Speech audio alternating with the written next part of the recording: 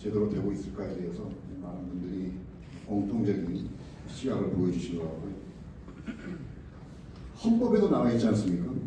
재해재난으로부터 국민의 안전을 보호하는 것은 국민의 권리이자 국가의 가장 중요한 책임입니다. 헌법 34조에 나와 있습니다. 여기에 가장 역할을 해야 되는 게 저희 민가를 책임지고 있는 토목학회라고 생각합니다. 토목학회가 그리고 국가인프라가 국민의 안전을 보호하지 못한다면 국민들로부터 신뢰가 더 떨어질 것 같다는 위기의식도 있는 것 같거든요. 우리 국회인프라 포럼도 그런 취지에서 만들어졌고, 오늘 사내인프라 포럼의 제목도 여기 나와 있는 기후변화 대응 국민 안전 확보를 위한 국가인프라 정책 방향으로 좋았던 것 같습니다. 두 분의 매우 수준 높은 발제를 들었고요. 제가 토론에 앞서서 두 분이 제시하신 발제하신 큰 방향에서 몇 가지만 말씀드리면 몇 가지 중요한 키워드를 제시해 주셨다고 생각이 됩니다. 국가인프라의 안전 문제가 끊임없이 94년도에 성수되기 이후에 되풀이되고 있는 근본 원인이 어디에 있는가, 그런 문제제기를 해주신 것 같고요. 만연하고 있는 인프라에 대한 기후변화의 위험이랄까, 에이징, 노후 현상, 그리고 아직까지 여전히 기반시설의 관리체계, 가버넌스가 근절적이고 선박적이다. 우리 학회의 기본적인 입장은 생각과 크게 다르지 않은 것 같고요.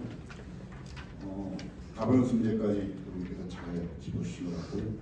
여기에 대한 여러 가지 정책 제안들, 예를 들면 우리가 많이 이야기해왔던 보다 업그레이드된 인프라의 설계 기준이라든가, 아니면 여전히 부족한 이행력 강화를 위한 제도 개선, 그리고 일정도 관계라고 했는데 자산관리 체계까지 하기 위한 여러 가지 정책적 뒷받침들, 이런 부분까지 두 분이 공통된 문제인식에서 여러 가지 대안까지 제시를 잘 해주신 것 같습니다. 두 분께서 제시하신 사항에 대해서 보다 각계 파트에서 좀 더 구체적인 토론을 하기 위해서 오늘 7분을 초대했어요. 국회도 있고요, 정부도 있고 학계, 산업계 전문가들이 오늘 참여를 해주셨습니다. 토론 순서대로 제가 7분을 간단히 소개해 올리는 시간을 갖겠습니다. 첫 번째 토론자는 고려대학교 공정식 교수님이십니다.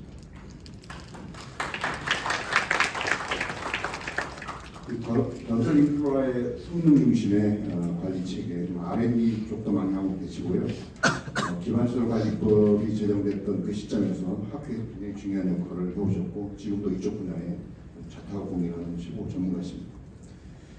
그리고 산업계 의견을 안 들어볼 수 없잖아요. 산업계를 대표해서 현대건설 박영준 성우님 나와주셨습니다. 인프라의 안전 문제에 대해서 책임지고 있는 정부 지원연구기관 한국건설기술연구원이 있습니다. 한국건설기술연구원 김현준 부원장님 나오셨습니다. 저희 학회 보고회 같은 분이에요. 2017년도죠. 18년입니까? 기반시설관리법 제정할 때 학회의 TF 팀장을 맡아주셨던 이영환 전 건설산업연구원 부원장님 나오셨습니다. 그리고 한국물환경학회 우리 박준홍 연세대학교 교수님 나와주셨고요. 국회를 대표해서 김진수 입법조사처 입법조사관님 나와주셨습니다. 우리 학회 토론인들 할 때는 빠지지 않고 항상 나와주셨는데, 이번에 시간이 안 된다고 해서 저희 포럼 일자를 바꿨습니다. 그 정도로 저희 학회에 애정을 많이 갖고 계십니다. 위원장님 시간에 맞췄습니다, 저희가. 그리고 밤낮으로 고생이 많으신 행정안전부 재난관리정책국장님, 우리 토목 전공이시고요. 그리고 디제스트 리스크 분야의 박사기까지 갖고 계신 아주 전문가십니다. 우리 김영균 국장님 나오셨습니다. 토론은 자연스럽게 크로스 방식으로 학계 연구기에서 먼저 말씀하시고, 산업계 공급자 입장 차원에서 말씀 들어보고요. 그리고 이 정부 국회 입장을 듣는 크로스 방식으로 진행할까 합니다.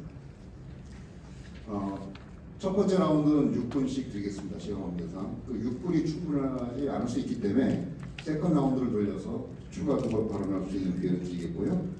그리고 나서 이제 플로어 질문이나 그런 시간을 갖도록 하겠습니다. 먼저 첫 번째 패널 토론자로 고려대학교 공정식 우리 학교 회장님이 먼저 성공을 알려주시겠습니다. 공 교수님께는 제가 이런 키워드를 드렸어요. 국가 인프라의 선제적 예방 진단, 참 말들은 많은데 과연 이쪽 분야를 뒷받침할 수 있는 R&D, 연구 개발 이런 부분들이 제대로 되고 있는지 종합적인 평가를 부탁드렸고요. 그리고 자산관리 단계로 가야 된다는 문제 제기가 있었는데 과연 우리가 선진 외국과 비교해 봤을 때 정말 부족한 점이 무엇인지, 그리고 가버넌스 체계가 어떤 방향으로 인프로 돼야 될지 이런 부분에 대해서 좀 말씀해 달라고 제가 부탁드렸고요. 그 내용에 국한될 필요는 없지만 전반적으로는 그 내용을 짚어주시기 바랍니다. 고 교수님 박수 부탁드립니다. 예, 고려대학교의 공정식이고 지금 호학대 부회장을 맡고 있습니다. 지금 위원장께서 말씀하신 부분에 대해서 저 나름대로 어떤 생각, 그다음에 저희 같이 일하던 여러분들의 의견들을 모아서 말씀을 드릴 텐데, 워낙 이 전에 대학교 총장님과 원장님께서 많은 부분을 커버를 해주셨어요. 그래서 사실 저희들이 이런 부분을 새롭게 다시 얘기하기가 쉽지는 않을 것 같지만, 그래도 저희가 그 안에서 아까 원장님께서도 말씀하셨는데 악만 디테일이 있다고 디테일적인 부분을 사실 저희들이 조금 생각 못하고 쪽을 좀 말씀을 드릴까 합니다.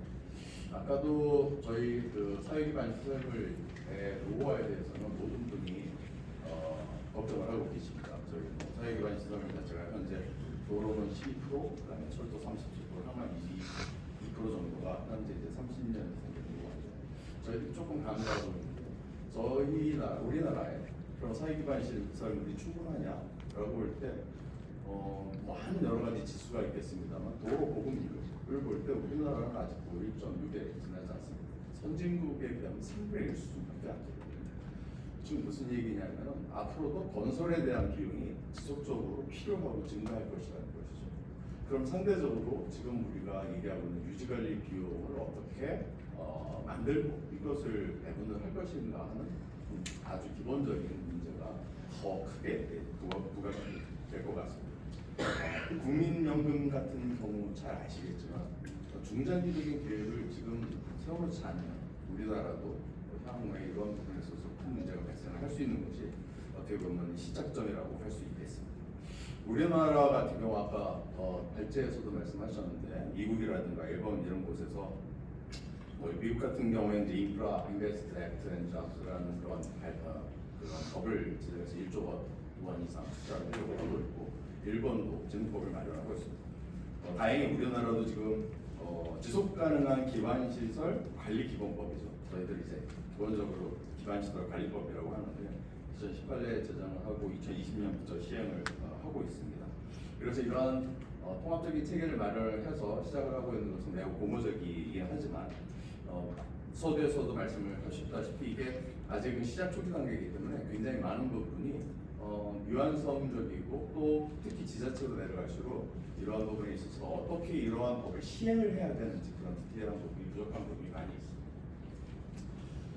그래서 이런 부분에 대해서 저희들이 나중에 사회기반 시설뿐만 아니라 민간 사업자, 민간 관리자까지 사실 포함되는 기반 시설 또는 사회 인프라의 관리라는 측면에서 보자면 저희들이 이 학관, 산, 연이 모두 같이 통합적인 어떤 연구 또는 통합적인 체계를 구축하려는 이런 생태계 구축에 대한 부분이 지속적으로 필요합니다. 그래서 그런 부분을 저희들이 강조를 하고 싶고, 얘를 위해서는 지금은 아까도 말씀을 하셨습니다.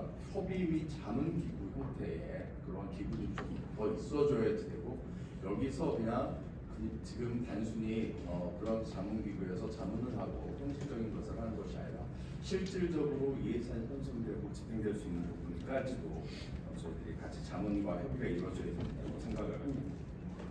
자산 관리 단계에 대한 부분을 많이 말씀을 하셨습니다. 안전 성능 지금 중심으로 이루어지고 이제 자산 관리 체계로 가야 된다.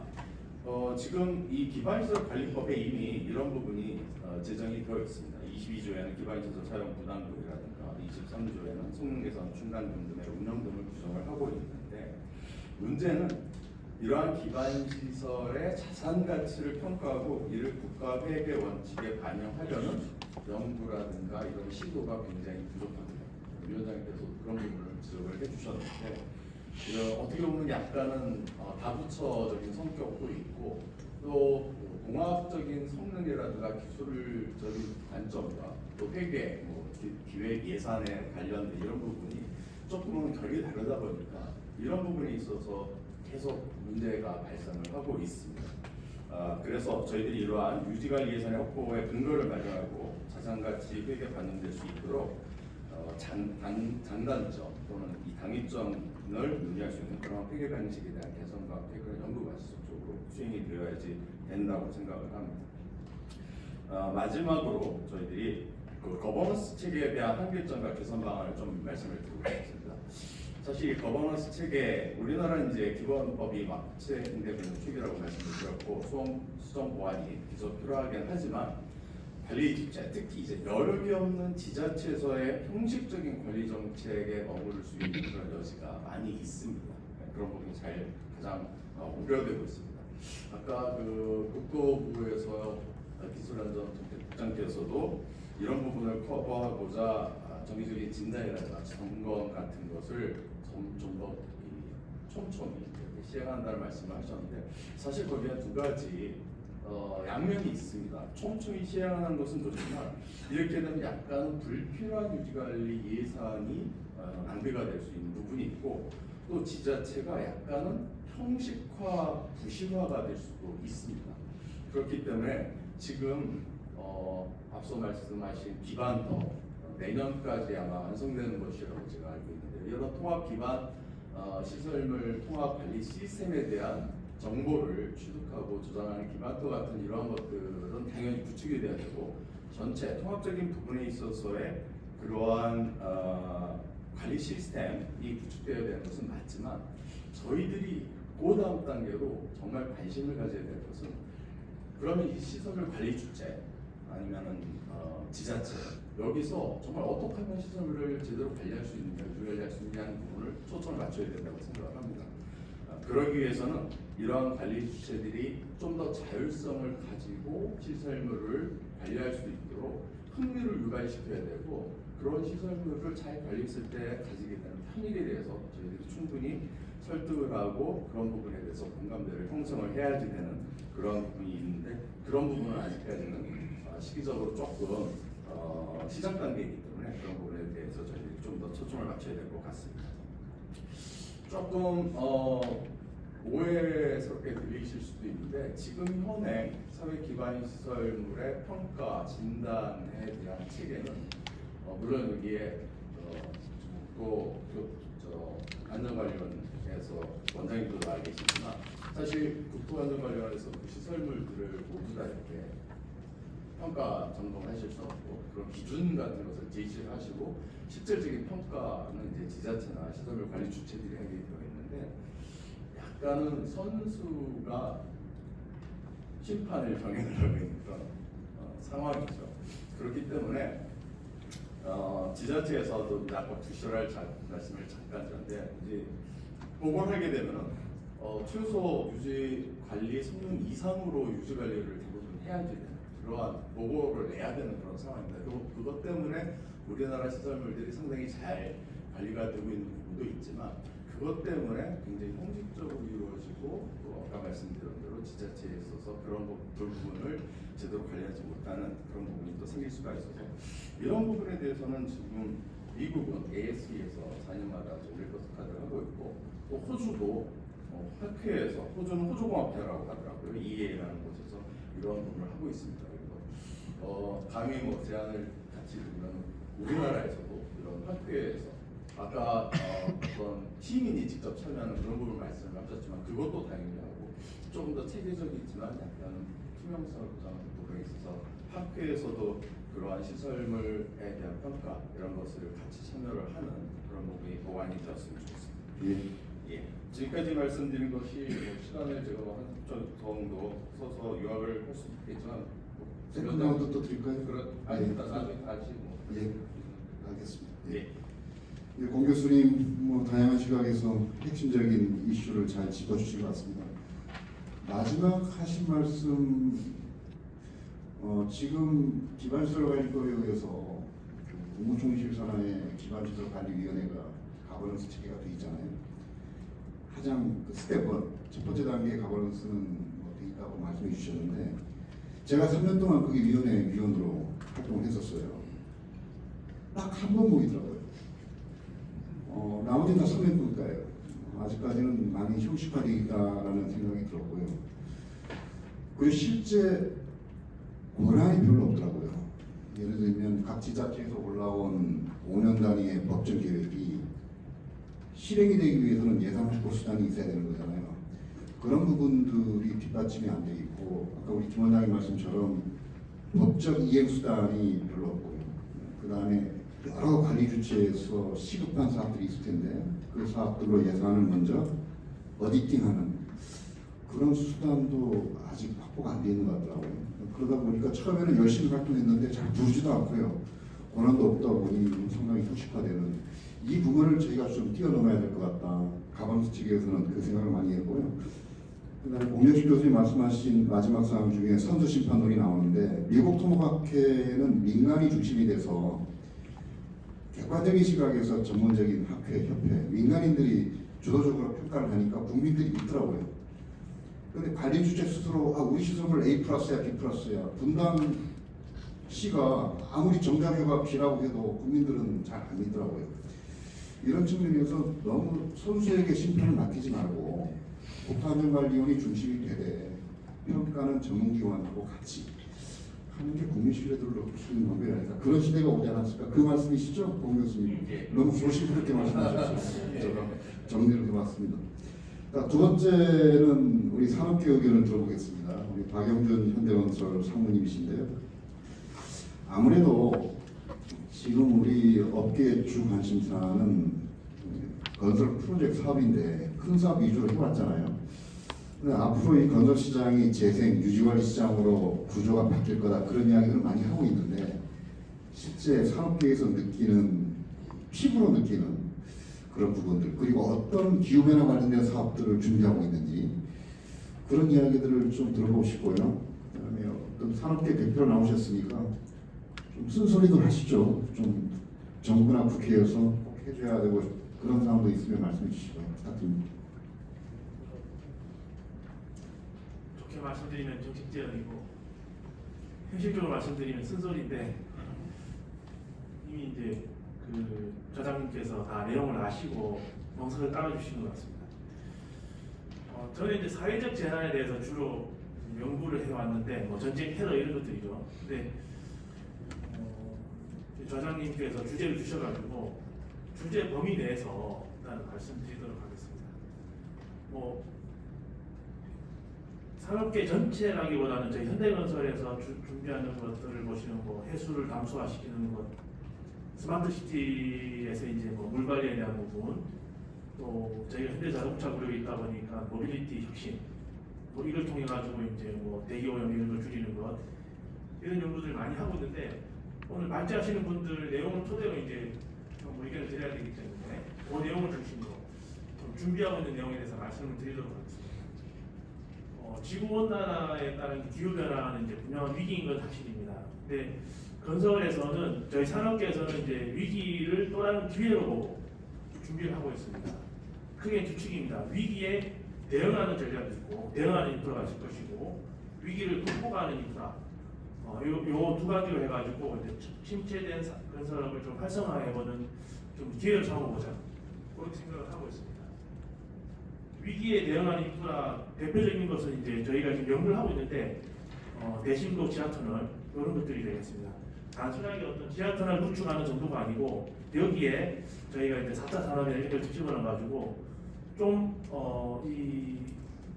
뭐 산업적인 측면에서 말씀드리면 인건비가 상승되고 이런 것들, 안전에 대한 문제 이런 것들 때문에 좀 현실적으로 저희가 영업이익을 제고시킬 수 있는 방안, 뭐 건설 로봇을 사용하거나 이런 측면에 대해서 저희가 방법을 좀 다른 방법으로 한번 고민해보는 연구를 하고 있습니다.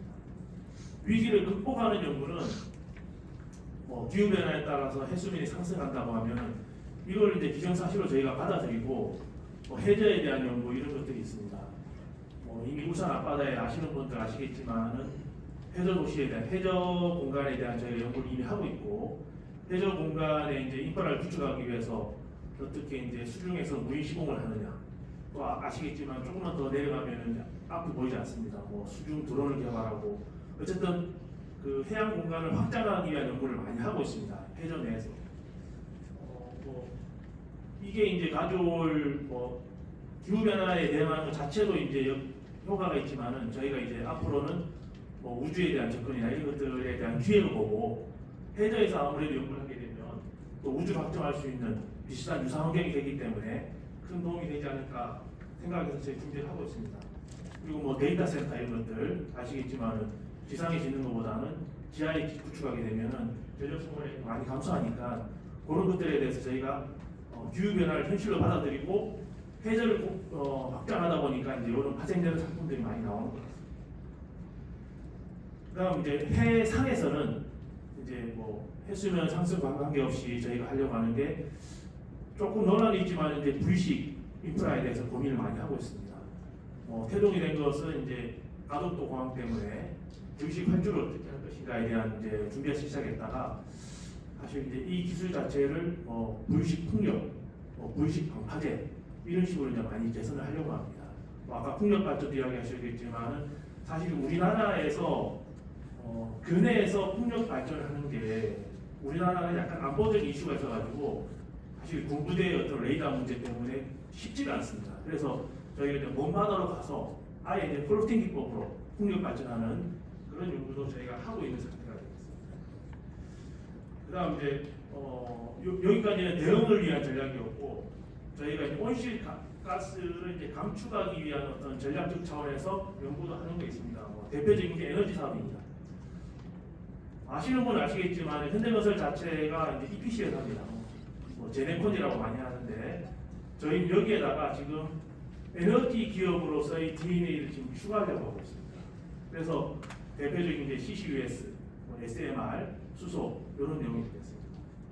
아직은 이제 CCUS 같은 경우에는 CCS, CCU 이렇게 구분해서 많이 연구를 하고 있고 워낙 이제 천문학적 금액이 들고 대단히 사업이다 보니까 지금 산학연, 석유공사나 학계 이렇게 같이 이제 저희가 연대해서 같이 연구를 하고 있는 상태가 되겠습니다.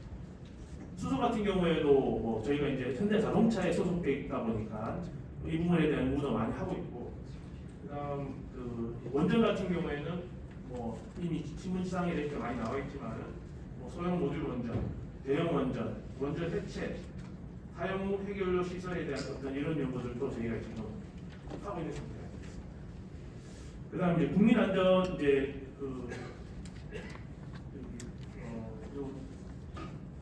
국민안전 확보를 위한 인프라 시설 이제 말씀하셔가지고 여기에 대해서 이제 말씀을 좀 드리자면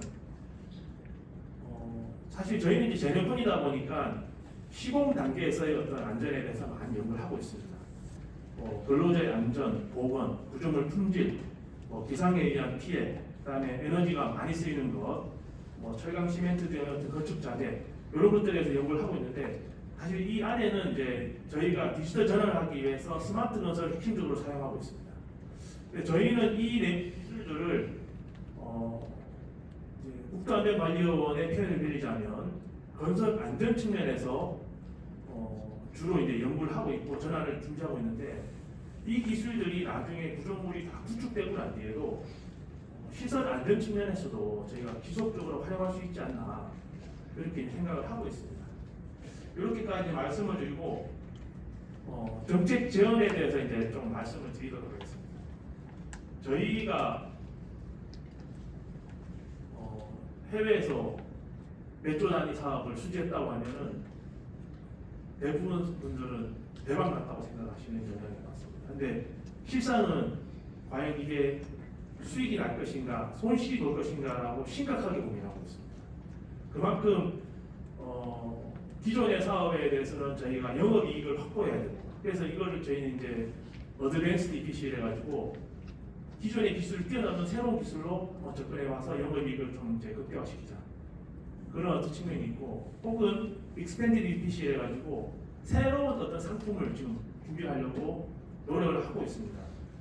그래서 이러한 것들이 과거의 어떤 패스트 팔로워 시대가 아니고 이제 퍼스트 무브로 가기 위해서는 당연히 가야 되는 거고, 현재의 상태로 해외 시장에 갔을 때는 사실 중국이나 터키 업체들한테 밀릴 수밖에 없는 거죠.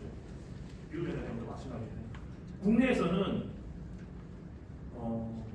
사실 최저가 입찰이나 특히 이런 시스템으로 계속 가다 보면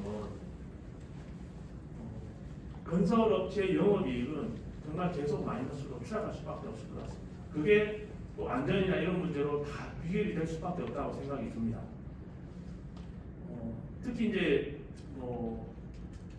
공식적인 선언인지는 모르겠지만은 삼성물산 같은 경우는 이미 이제 터키 시장에서 빠져나왔고, 저희 현대건설도 그 측면을 고려하고 있습니다. 왜냐? 삼성물산도 전 세계의 다른 어떤 제네콤과 다르게 모그룹 자체가 삼성전자라는 글로벌 회사가 있고, 현대건설도 현대자동차라고 하는 또 글로벌 회사 소속되어 있습니다. 이 과열된 시장에서 오히려 저희가 잘못된 이상을 심어주면 건설회사 자체도 타격이지만 모그룹인 삼성전자, 현대자동차도 타격을 받을 수 있는 그런 상태이기 때문에 사실 이런 것들에 대해 저희가 조심할 수밖에 없습니다.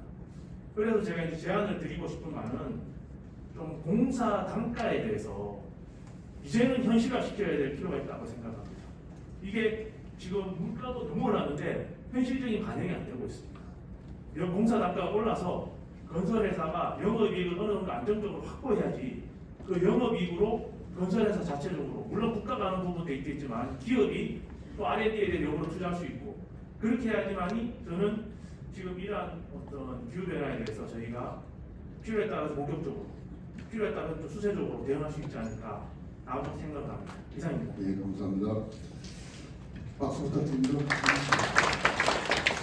우리 박사부님 마지막 말씀에 공감하시는 분들이 많을 것 같아요. 뭐 이익이 나야 R&D도 하고 미래 기후변화 대응을 할 텐데 이런 부분들이 뒷받침이 안 되면 하고 싶어도 못하는 현실이 있는 것 같고요. 아마 우리 위원장님이 어느 분보다도 많이 알고 계시지 않을까 그렇게 생각이 됩니다.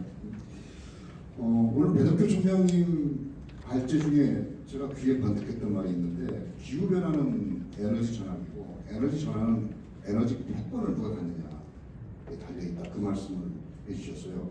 저도 시각을 좀 바꿨는데 그런 측면에서 이 현대건설이 건설회사의 에너지 DNA를 접목시키는 노력을 하고 있다. 그러면서 CCUS 탄소 포집하는 저장하는 그런 분야, SM이나 수소 이런 분야의 새로운 어떤 돌파구를 찾고 있다는 말씀이 좀 굉장히 감명 있게 들었고요. 뭐 부유식 항만이나 벙커제는 많이 들어봤거든요. 이런 부분까지 현대건설이 미래를 준비하고 있구나. 정말 수익이 나서 R&D를 많이 했으면 좋겠다. 그런 생각을 해봤습니다. 다시 한번 감사드리고요. 그 다음은 우리 대표적인 출연 연구 기관이죠. 제가 있던 기관입니다. 사실 국가인프라 재해진환을 책임지고 있는 국가 출연 연구 기관이죠. 연구부원장님이시거든요. 이거 좀 R&D가 많이 깎여서 안 보는 사이에 머리가 더 휘어지신 것 같아요. 아마 여론상이 많을 텐데 하신 말씀 하십시오, 우리 부원장님. 우리 건설기술연구원 김현준 부원장이 말씀을 듣겠습니다. 예, 반갑습니다. 소개도 감사드립니다. 오늘 이제 건설 인프라 프로그램이었습니까? 근데 오늘 아침에 제가 건강검진을 받고 왔어요. 그래서 건설 인프라도 이렇게 유지관리에 위한 그 사전 진단들을 쭉 받지 않습니까? 제가 아침에 이제 건강검진 받은 게 34번째더라고요. 병원인데 입사한 지. 그래서 뭐 건강검진을 잘 받았습니다. 아직까지 뭐 큰 문제 없이 쓰고 있습니다. 그 이제 다 받고 이제 옷을 갈아입고 이제 바지 입고 위에는 이제 갈아입는데 갑자기 이 알람이 울리는 거예요. 화재 경보에. 그러면서 한 20초 울리다가 마지막에 화재입니다 하고 그 육성이 나왔어요. 이거를 그냥 이 상태로 뛰어나가야 될지 말지 막 고민이 되는 겁니다. 근데 탈의실에 한 대여섯 분이 있었는데 다들 고민하는 눈치예요. 그 중에 이제 젊으신 한 분이 우리는 안전 불감증이죠. 그 소리 듣고 안 나갔습니다. 그래서 이제 다 주섬주섬. 근데 문제는 더 이상 알람이 없어요. 그런 뭐 안내 방송이라도 있어야 되는데 그런 게 없으니까 정말 저 스스로도 반성을 하면서도 그냥 옷을 계속 챙겨 입었어요. 그 이제 나와서 이제 열쇠 주면서 무슨 방송이고 무슨 문제가 있었습니까 했더니 그 안이 그냥 평범해요. 그냥 건강검진 받는 사람들 계속 건강검진 받고 거기 지원하시는 분들도 별 이상 없어요. 이러고 그냥 가는 거예요. 그래서 역시 아직 우리가 훈련이 덜 되지 않았나. 저 스스로도 좀 반성을 하고 나왔습니다. 그러면서 이제 여의도로 쭉 오면서 역시 인프라에도 비슷한 문제가 있지 않았을까. 또 현재도 상존하고 있지 않을까 그런 생각을 좀 했었고요. 또 마침 우리 국가불관리위원장이신 배덕필 총장님께서 그 슬라이드 중에 이제 리비아 그 홍수 슬라이드가 제가 유심히 떼어놨습니다. 저는 그 수자원 전문입니다. 리비아 홍수 났을 때 바로 이제 BBC 방송을 제가 틀어서 갔었거든요. 그리고 요즘 뭐 워낙 인터넷이 좋으니까 그냥 이 구글 어스로 해서 그 무너진 댐이 어디 있는지 제가 쭉 이렇게 서치해봤습니다. 그 댐이 보면은 이제 이 중동에는 와디라고 합니다. 평소에는 거의 물이 1년에 한두 번 정도 물이 흘러는 그런 와디 이제 하천인데 댐이 한 10m 이상 되는 높이에 있더라고요. 그 하천이 그렇게 하천이 깊습니다. 그 얘기는 과거에 언젠가는 언제 어떤지는 모르지만은 여기 지역은 홍수가 있었다는 지역이거든요. 그게 최근 몇십 년 동안에 홍수가 없었을 뿐이지 항상 위험이 상존하고 있는 지역이었고 뭐 리비아의 뭐이 정전 정체가 좀 불안한 그런 이유도 있지만은 뭐 중동의 여러 수문학자들이 계속 경고를 했었어요. 그 논문도 실리고 그 경고들을 다 무시를 했던 거죠. 우리가 뭐 우리 지금 뒷줄에 계신 젊으신 분들은 건강에 자신이 있으시죠. 저를 포함한 이 앞줄은 항상 불안합니다.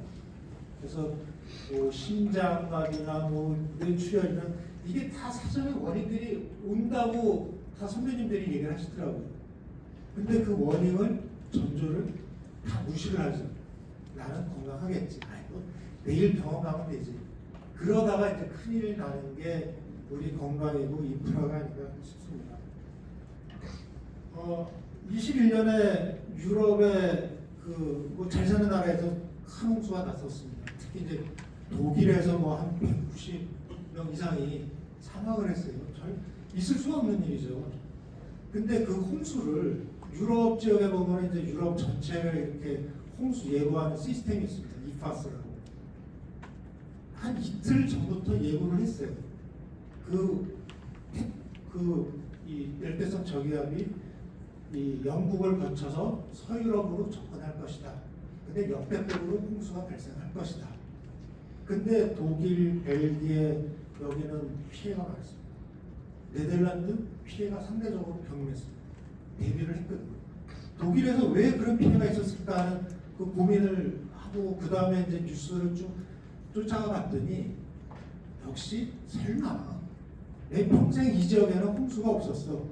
그런 생각들이 지자체 공무원 포함해서 지역 주민들이 핑계했었어요. 근데 그게 발생을 한 거죠. 우리나라도 뭐 2년 전에 포항제철이 물에 잠기지 않았습니까? 냉천이 넘쳐서. 포항제철의 피해가 5조가 넘었다고 합니다. 근데 그 이후로 제가 우연하게 포항제철 그 관계자한테 아니 좀 답답하다. 그 한 2, 3m짜리 홍수벽 그냥 둘레 쫙 두르면은 그 몇백억이면 해결했을 텐데 그거를 안 하고 5조 피해를 당했습니까? 금년에 완공했습니다. 포항제철 한 2km를 뺑 둘러서 2m 높이로 아주 스테인레스로 벽을 쫙 쌌습니다. 앞으로 뭐 제가 보기에는 2m 높이면은 포항제철에 이제 큰 피해가 없을 거라고 생각을 합니다. 그래서 보면 우리 남동 해안 지역에 공단들이 많지 않습니까? 그래서 좀 대비를 해야 되지 않을까 하는 그런 생각을 좀 해봤고요. 뭐 다시 이제 건설련을 좀 말씀을 드리면 건설련은 우리 지금 68포럼 위원장이신 한성원 교수님이 바로 직전 원장을 3년간 하셨었고 또 많은 일을 하셨었습니다. 저희가 원래 때 건설부 산하였죠. 지금 이제 과기부에 이제 출연연으로 묶여져 있는데 저희들이 많은 이 건설, 뭐 건축, 또 수자원, 환경분야 연구를 하고 있는데 그 중에 한 60% 정도가 국민 안전 안심에 관련된 건설 기술 개발입니다. 그래서 저희들 뭐 인력의 한 60%, 예산의 한 57% 정도가 이 안전 안심 관련한 이 기술들을 개발하고 있고요. 특히 국토부 지원을 많이 받습니다. 저희가 이제 과기부 예산을 한 30% 지원받고 국토부에 뭐 많은 보도를 봤는데 그 중에 이제 국토부의 대행 업무도 많이 하고 있고요. 그 중에 이제 이 재해랑 관련해서 하나를 좀 소개를 시켜드리면 도로 이제 사면이 있지 않습니까? 그 도로 이제 절개 사면이라고 하는데 그런 절개 사면에 대해서 아까 뭐 배 교수님 말씀하신 4차 산업의 기술, IoT 기술을 이용해서 현지에서 상시 모니터링을 하고 있습니다. 그래서 특히 뭐 이제 여름철 되면은 24시간 저희 직원들이 그 관측값들을 계속 지켜보고 있는 거예요. 근데 금년에 국토부가 최근 한 2, 3년 동안 지금 한 뭐 많은 돈을 투자해서 지금 그 센서들을 구축을 하고 있는데 금년에 저희들이 생각하기에는 톡톡하게 그 효과를 봤습니다. 저희가 센서에서 이상 감지를 사전에 보고 사전에 바로 교통 통제를 해서 피해를 아주 많이 줄일 수가 있었습니다. 하나만 더 말씀을 드리겠습니다. 우리 한승원 위원장님께서 이제 헌법 얘기도 말씀을 드렸습니다만은 그 유인물 90쪽에 저도 그 조항을 인용을 했어요.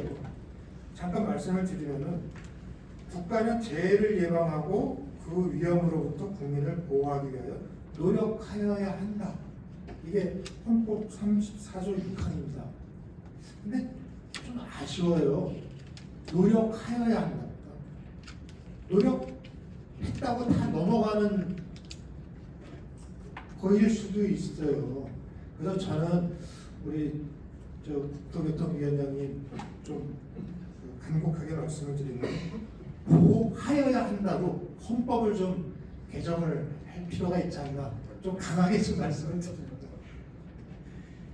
그 인프라 이제 유지 관리에 대해서 많은 투자들을 하고 있는데 대략 보니까 한 뭐 1조 5천억에서 한 2조 정도가 유지 관리 비용으로 지금 들어가는 것 같습니다. 국가 예산으로 보면 한 0.02% 정도. 근데 이 부분이 좀 더 확대가 되어야 된다고 많은 분들이 말씀하시죠. 근데 저희가 우리 기술자들이 그런 예산 확보를 위해서는 국회 또 기재부를 설득을 해야 되지 않습니까? 효과를 정확하게 제시해야 될 것 같아요. 그냥 막연하게 이렇게 하면 뭐 다 뭐 정상적으로 효과가 있습니다. 다 알죠. 근데 그거보다는 얼마의 효과가 있습니다. 이게 몇 년간 더 인프라를 운영할 수 있습니다. 그렇게 정량적인 제시가 있어야 국회에 계신 분들이 설득이 되고 기재부의 무턱을 넘지 않을까 그렇게 생각합니다. 이상 마치겠습니다. 혹시 추가로 하실 말씀 있으면 나중에 세컨 라운드에서 말씀해 주시고. 건설기술연구원 저희 R&I라고 부르고 있는데요. 앞에 R은 롤 역할이고요. 뒤에 있는 R은 책임, 리스폰시빌리티, R&R 한 4개 정도 R&R이 있죠. 그 중에 첫 번째 R&R이 아까 말씀하신 안전안심 국토교통기술로 국가사회 문제를 해결한다. 적시력이 맞습니까? 네, 맞습니다.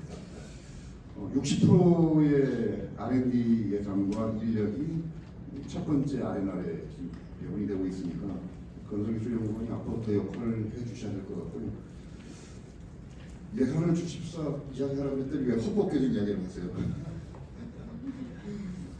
많이 어려우신 것 같습니다.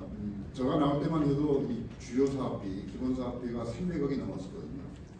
그럼 300억을 정부에서 기본 사업비로 주면 나머지는 PBS로 밖에 가서 돈을 벌어와야 되는데 그게 제가 나온 지 3년이 지났는데 200억 수준으로 떨어졌더라고요. 그거 늘려도 이제 시원찮을 판에 300억이 200억 초반으로 떨어졌다는 아까 이야기를 100억 정도가 떨어졌대요. 한 3년 사이에. 그래서 굉장히 어려움이 많으신 것 같아요. 이 기본 사업비로 주로 아까 R&R고 여기는 국가기관이기 때문에 밖에 돈 몰아주지 말고 국가 임무형 과학에 치중해라 그런 취지로 하는 건데 상당히 많이 고생하시는 것 같고요. 포닥들도 많이 내보낸다고. 2라운드에 시간을 주시면 제가 또 다시 드리겠습니다. 중위 제 머리를 못 깎으니까 이제 제가 좀 깎아드렸습니다. 예, 감사드리고요. 우리 이영환 전 건설산업연구원 부원장님, 아마 이쪽 분야에 가장 지속적으로 오랜 기간 동안 연구하시고 기고문을 내시고 정책 제안을 보신 분이 아닐까 생각이 됩니다. 이영환 교수님 많은 내용을 알고 계신데요. 지금 우리가 관리해야 되는 시설물이 3종까지 합치면 한 20만 개가 넘는다 그래요. 20만 개, 정자교 같은 시설물이 한 20만 개가 되고요.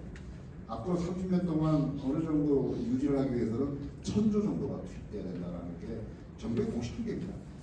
공식 통계인데 우리 이영환 교수님은 현체적으로는 대응이 너무 어렵다, 한계가 있다, 그런 말씀을 평소에 많이 하고 계신데 두루두루 이슈에 대한 문제 제기해 주시고 대안까지 말씀해 주시면 감사하겠습니다.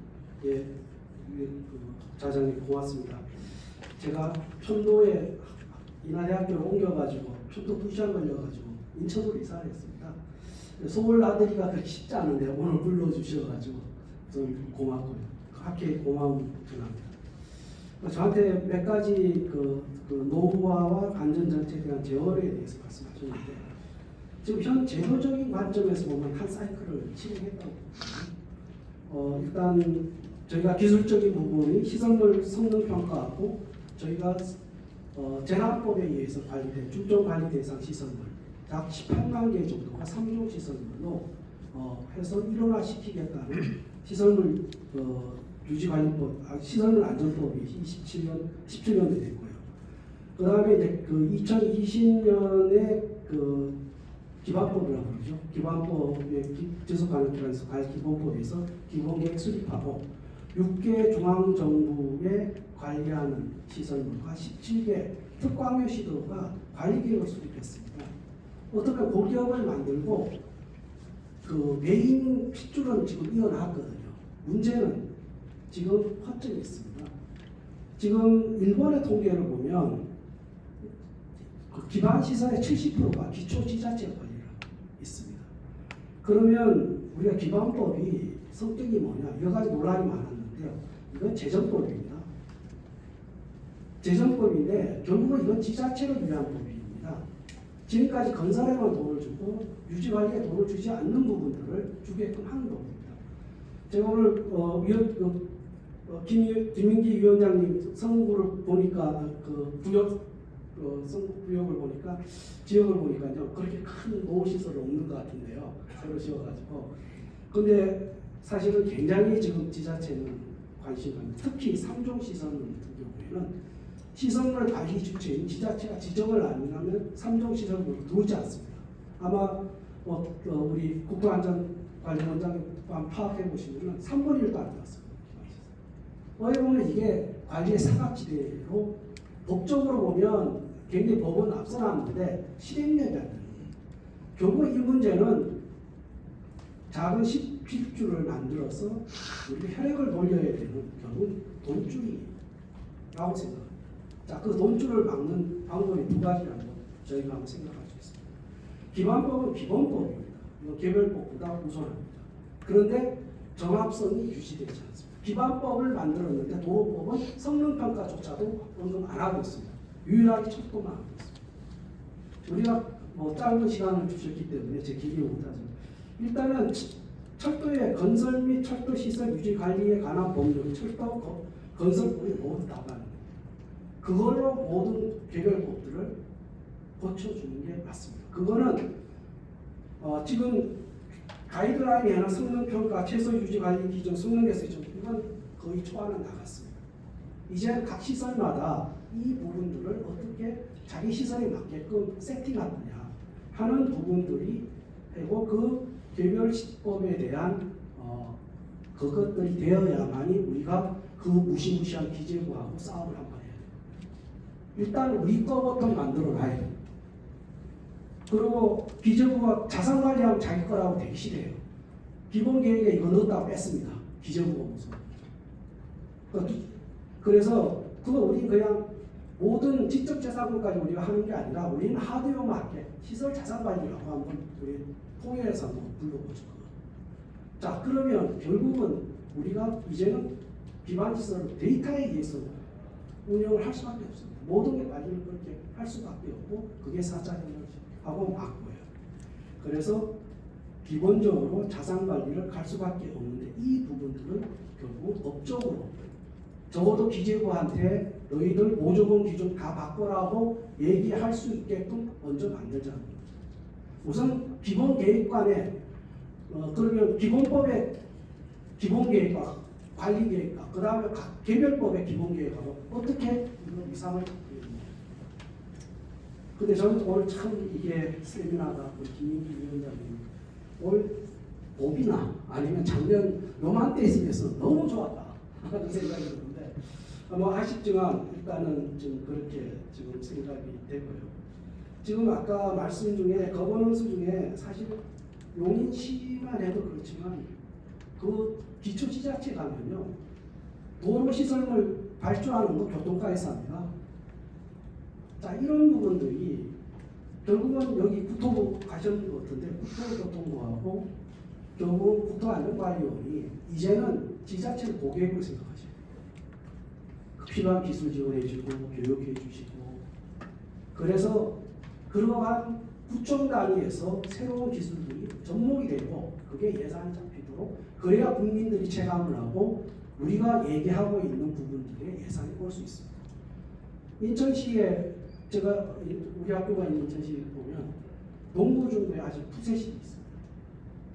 거기 지금 거기 유정복 시장이 제목보는 레상스 프로젝트가 1호 공약 사업인데 이걸 인천 내학을 개발해 그 자금을 가지고 동충부를 해서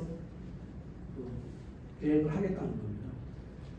근데 그런 부분들에 있어서 우리가 노후 시설들에 대해서 우선은 우리가 생각해야 될 유지관리가 중요한 게 데이터가 있어야 시민을 선택하는 거예요. 인천시 대표적으로 불문수도 사건 계속 터지고 있어요. 그게 보도에 안 돼서 그렇지. 그 정정건건하고 있어요. 상수사업거든요. 그러면 적어도 각각의 센서를 달아서 우리 탁구가 어떻다라는 그런 데이터를 갖고 있어야 됩니다. 그래야 대전에서 미안하지만 대전에서 사고가 터졌다. 우리 더 심각한데요. 얼마로? 급한 거 고치는데 1,000억 듭니다. 그 1,000억 다 주겠습니다. 전화도 안 주겠어요. 1,000억 넣어봐야 아무런 뭐 큰 차가 안 나거든요. 그래도 100억이라 받으면서 우리가 도시의 기반 시설을 통해가지고 도시의 경쟁력을 확보하는 방법이고 그러한 재정을 지원하는 법이 기반법. 그래서 지금 뭐 몇 명 없어서 안 한다. 사실 국가과학기술자문위라는 큰 조직 30조를 다루는 이 조직에 산하위원회가 다 있습니다. 거기서 예산까지 다 편성하고 정책 다 합니다. 산하 조직으로 만들면 됩니다. 그리고 그 주무과청은 국토교통부입니다. 그래서 지금 만약에 이 부분들이 그 담당자들이 지금 고민하는 게 이게 사문화되지 않느냐, 시간이 점점 끌리냐. 사실 지자체에서는 뭐 부르면 돈 얼마 줄 거예요? 이거부터 물어보는 게 지자체의 입장인데, 자 그러한 부분들이 지금 되어져야 될 것 같습니다. 그래서 지금 결국은 돈이 모든 것을 해결할 수밖에 없습니다. 그래서 결국은 기재부하고의 얘기를 해야 될 것 같고 그 기재부하고는 저희들 같은 수준이 아니라 재정하시는 분도 불러와야 됩니다. 그래서 일단은 기재부의 그 각종 법령들도 기본법이기 때문에 우선합니다. 왜냐하면 국민의 대표 기구인 국회가 통과시킨 법을 일개 부처가 자기네 그 보조금 기준에 세 별도의 하나하나 유지관리 넣어가서 동그라미만 치면 될 일을 안 하고 있다. 적어도 우리가 개별법들 다 고쳐가지고 꼼짝 못하게 만든 다음에 그걸 요구를 하는 쪽에 저는 통합학회가 그 중심에 서야 된다고 저는 생각합니다. 통합학회가 지금까지 굉장히 많은 일을 했습니다. 제가 다 관여됐던 일이 1만 챙겨봐도 서울시 노인프라 2014년 15년도에 자문으로 그리고 국제 세미나에서 왜냐하면 그때 박원순 시장님이 시장이기 때문에 도저히 서울시에서는 해결 안 되겠다. 국회로 가자고 해서 그해 11월 달에 했고요. 다음 기반시설 촉구 재정 촉구 세미나 국회에서 하고 K부터에서 두 번씩 했고요. 그 다음에 지자체 단체장 선거했을 때 전국의 지역 인프라들을 실태조사를 다 한 것들을 지자체하고 연관해가지고 지혜들하고 같이 했습니다. 그래서 우리가 미국 토목학회가 좀 벤치마킹에서 조금 세게 좀 할 필요가 있고요. 특히나 기반법과 기획의 정합성 유리에 대한 제도 개선은 이거는 차기 회장님이나 차차기 회장님이 좀 이거는 좀 끌어주셔야 될 것 같습니다. 그래서 다시 돌아가서 기재부하고는 지금 우선은 국토부가 준비하는데 성능개선 충당기구의 설치 운영 조례를 표준을 하나 만들어서 12월달에 아마 내려보낼 겁니다. 그리고 지금 기반법이 국가에서 주는 성능개선 충당금하고요. 다음에 요금의 10%까지도 쓸 수 있게 되어 있습니다. 요금의 10% 쓰는 부분들은 지금 굉장히 민감한 상황이지만 이것도 좀 얘기를 할 필요가 있지 않겠느냐 싶습니다. 그래서 어쨌든 기재부가 소관하는 정부 지원은 재원 조달에 대한 관련 규정에 대한 정비를 저희가 개별법을 준비하면서 같이 움직여야 되지 않을까 싶습니다. 제가 또 훨씬 넘었을 것 같아가지고 하나만 있는데 그 나중에 시간 주시면 좋겠습니다. 네, 이상입니다. 예. 박수 부탁드립니다. 위원님 하신 말씀이 참 많으신 것 같아요. 이영원 교수님 말씀 들어보니까 기반시설관리법이라는 큰 우산은 씌워져 있는데 디테일에 들어가게 되면 정합성이 맞지 않다. 예를 들면 도로법이나 공항시설법이나 항만까지 포함한 여러 가지 시설이 개별법으로 다 따로 돌고 있기 때문에 기반시설관리법의 법적 정신이 잘 구현이 안 되고 있다. 그런 말씀을 많이 했고요. 그럼 어떤 부분들이 정합되지 않느냐 이런 부분들이 좀 학회가 나서서 구체적으로 이런 국회 토론회를 통해서 국회에 구체적으로 좀 제시를 해야 될 것 같습니다. 개별법들이 이런 방향으로 정합성을 바꿔야 된다. 그게 첫 번째인 것 같고 두 번째는 이제 기반시설관리법이 재정법이라는 말씀을 하셨는데 정확한 정의인 것 같습니다. 결국 돈의 문제인데요. 건설비는 지자체 지역이 내려가는데 유지관리비는 지금까지 국가가 보증하는 개념 자체가 없었거든요. 그걸 처음 만든 게 기반시설관리법이라고 생각이 드는데 실제 기재부 소관의 여러 가지 보조금에 관련된 사항들이나 아니면 여러 가지 뭐가 될까요? 부담금 관리 기본법이 됐든 개별법이 움직이지 않는다는 이런 부분에 대해서도 좀 학회가 민간 단체니까 같이 기재부하고 국토가 같이 모을 수 있는 그런 부분들을 앞으로 해나가야 되지 않을까 생각이 들었고 마침 차기 차차기 다 나오셨어요. 차기 차차기 학회장님 다 나오셨으니까 그 부분은 꼭 이렇게 드셨다가 학회가 미국 토목학회처럼 주도적이고 적극적인 역할을 했으면 좋겠습니다. 그 다음은 이 박준홍 물관리 학회장님 말씀을 들어보겠는데요. 지금까지 주로 시설물 관점에서 이야기 많이 했는데 우리 박 교수님은 환경 전공이시거든요. 그래서 물 인프라 문제를 비롯해서 환경, 에너지에 관련된 여러 가지 안전 문제, 가버넌스 문제 이런 부분들을 총괄적으로 짚어주시면 좋을 것 같습니다. 토론 부탁드립니다. 네. 오늘 이렇게 좋은 자리 만들어주신 토목학회, 그 다음에 또 국회 국토 위원회에서 만들어주시는 것 보면 감사드리고요. 제가 드리고 싶은 첫 번째 얘기는 오늘 이제 기후 위기에 대한 대응력, 그 다음에 또 회복 탄력성에 대한 부분에 대한 얘기를 하고 있는 시간인 것 같습니다.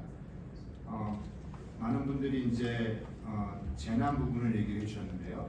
지금 미래 사회를 예측하는 국회 미래연구원의 그 연구 결과에 따르면 또 다른 위기가 이제 초고령화, 그러니까 슈퍼 에이징 소사이티가 오고 제 나이가 지금 50대 중반인데 저희들은 아마 120살까지 살 거라는 예측을 하고 있습니다. 그래서 사실 노후가 아직 준비가 안 돼 있는데요. 그냥 살 준비가 안 돼 있는데 그러면서 제기가 되고 있는 문제가 뭐냐면 생명 불평등. 그러니까 어떤 사람은 130까지 살면서 그 자손들이 계속 잘 살 거고 어떤 사람은 80이나 60대 생명을 마무리하면서 그 자손들한테 훨씬 더 불평등이 갈 수 있는, 그러다 보니까 생명이 중요해지다 보니까 건강에 대한 부분이 중요해질 거고요. 그리고 또 한 가지는 이제 국가적으로 점점 공급 불균화라든지 협력이 잘 안 되는 상황이 오면서 식량에 대한 안보가 이제 우려가 되고 있고, 식량이 또 건강에 직접적으로 영향을 주고 있습니다. 근데 건강과 식량의 가장 중요한 것이 이제 물이라고 말씀드리고 싶고 있고, 깨끗한 물을 확보하는 것이 결과적으로 가장 최악의 상황을 막을 수 있는 것이 이제 라고 생각을 합니다. 그러면서 일단은 물환경 측면에 말씀을 드리고 싶습니다. 지금 현재 이제 많은 부분이 기후 변화에 대해서는 이제 아까 에너지 전환 부분이 많이들 얘기를 하고 있습니다. 에너지 산업 쪽에서. 근데 지금 제가 드리고 싶은 얘기는 미래에는 이제 농업이라든지 식량이라든지 그다음에 건강에 대한 산업이 상당히 클 거라는 거죠. 저희가 박정희 대통령 때 이제 이제 농업을 키워왔고 제조업을 키워왔고, 그 다음에 이제 김대중 대통령 때 IT 입국을 했습니다. 지금 이제 어떠한 국가적인 전략을 마련할 건가라는 부분에서 우리가 생각해봐야 될 것 같습니다. 에너지, 물, 그리고 또 식량, 이거는 묶여 있는 것 같습니다. 그래서 많은 부분에서 그러니까 에너지, 워터, 푸드 넥서스라고 얘기를 하고 있는데, 이것은 아까 그 강득구 의원님께서 융복합이라는 얘기를 했을 때 아마 화두거리를 이미 주신 것 같습니다. 탄소 중립하고도 관련이 있고요. 근데 이제 문제는 이런 융복합을 하기 위해서는 지금 현재 우리가 다루고 있는 시설들에 대한 법이나 모든 그 행정의 움직임들을 보면 정으로 되고 있다는 비판들이 많았습니다. 그래서 이제 선으로 가야 된다는 얘기도 하시지만 사실 면으로 가야 되는데요. 면이라고 하면은 결국 도시나 어떤 지역의 활성화에 관련되는데, 그때는 이 교통과 그 다음에 에너지와 그 다음에 또 물과 식량이 다른 가치로 이게 통용이 안 됩니다. 그거는 결국은 그 지역의 설득을 해서 지역의 발전에 어떻게 영향을 주는지를 설득하는 또 큰 그림이 필요한 것 같습니다. 거기에는 당연히 민간 참여에 의해서 아까 호주의 경우 같이 민간 참여를 위해서 진행이 돼야지만, 아까 보니까 자산가치 개념의 3.0 개념의 관리가 가능해질 것 같습니다. 그래서 이러한 큰 변화가 돼야 우리가 기후 위기에 대한 회복성을 달성할 수 있다는 생각이 들고요. 그리고 또 한 가지는 이제 어쩔 수 없이 피할 수 있는 재난이 생겼을 때 유럽에서는 이 회복성을 얘기할 때 얼만큼 복구 비용을 확보하고 있는가, 그 다음에 보상 비용을 확보하고 있어서 어쩔 수 피할 수 없는 재난이 생겼을 때 그 피해를 발이 복구하기 위해서 돈을 얼마큼 갖고 있는가를 또 회복성의 지표로 보고 있습니다. 그러면 또 돈이 필요한데, 이 돈을 마련하기 위해서는 아까도 말씀드렸듯이 지역과 국가의 국민들의 설득을 받아서 그러한 기금을 모으는 것들이 필요해 보입니다. 그래서 이런 것들이 지금 에너지, 식량, 그리고 물, 환경 전반적인 넥서스 관점에서 기후 변화 대응에 필요하다라는 말씀을 드리고요.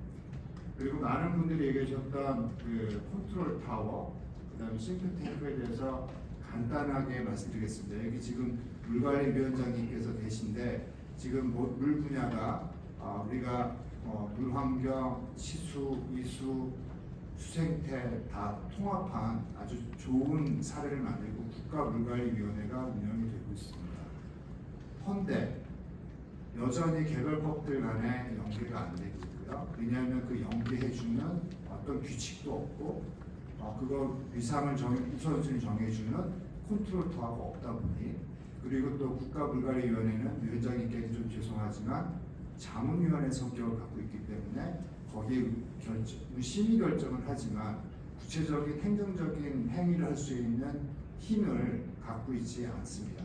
그리고 국가물관리위원회나 유형물관리위원회가 움직이려면 거기에 있는 위원들만 갖고 되는 것이 아니고 띵크탱크, 거기에 전문성을 계속 공급을 해줘서 많은 정보를 갖고서 의사결정을 할 수 있게끔 하는 띵크탱크, 그 조직이 필요한데 사업도 제대로 되어 있지 않습니다. 그래서 만일에 지금 얘기하셨던 인프라 관련되어 있는 아까 위원회를 제안하신다고 한다면 거기에 반드시 행정위원회에서의 역할, 그리고 또 최소한 사무국의 설립과 같은 것을 반드시 넣어야 된다고 생각합니다. 그리고 제안드리고요.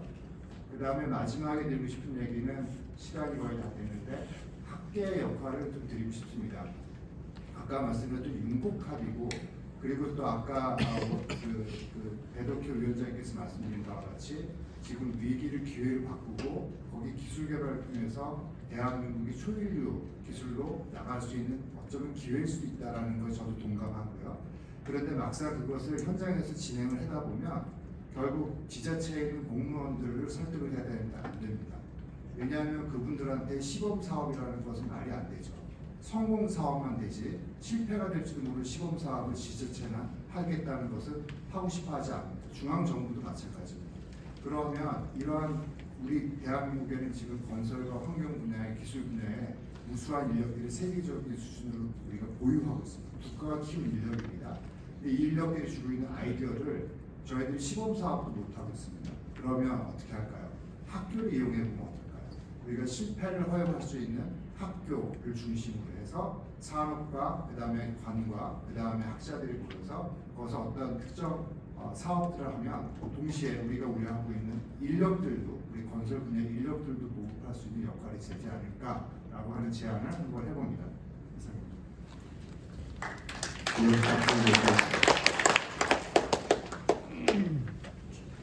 좀 시간을 더 드리려고 했는데 다 끝내버리시네요. 좀 시간을 딱 칼같이 지켜주셔서 감사드립니다. 학교에서 늘 뵙는 분인데 이렇게 또 토론장에서 만나니까 참 색다릅니다. 우리 박준호 교수님 물환경학자 관점에서 상당히 어떤 매크로한 이야기도 잘해주셨고요. 특히 국가인프라위원회가 가져야 되는 국제적 성격, 기반시설관리위원회도 행정조직이 없죠. 행정조직이 없고 국토부의 TF팀이 하나 가고 있던데 굉장히 부족한 것 같아요. 그 조직이 어마어마한 지자체 단위의 인프라시설까지 다 서포트하기에는 너무 한계가 있지 않느냐, 그런 부분들을 좀 짚어주신 것 같고요. 그나마 잘 돼 있는 게 국가물관리위원회인데 지금 말씀 들어보니까 국가물관리위원회도 많이 부족한 점이 있다, 뭐 그렇게 말씀해 주셨고요. 또 학교의 역할도 나름대로 제안을 잘 해주신 것 같습니다. 이제 국회와 정부의 관점으로 넘어가겠습니다. 우리 의원님 앞으로 오시죠. 의원님. 네. 우리 국민의힘 전주의 의원님이 또 도착해 주셨습니다. 박수 부탁드립니다.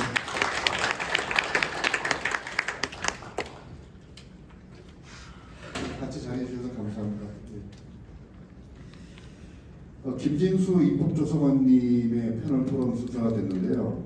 낮에 잠깐 뵙고 식사를 했는데 디테일을 너무 많이 하시더라고요.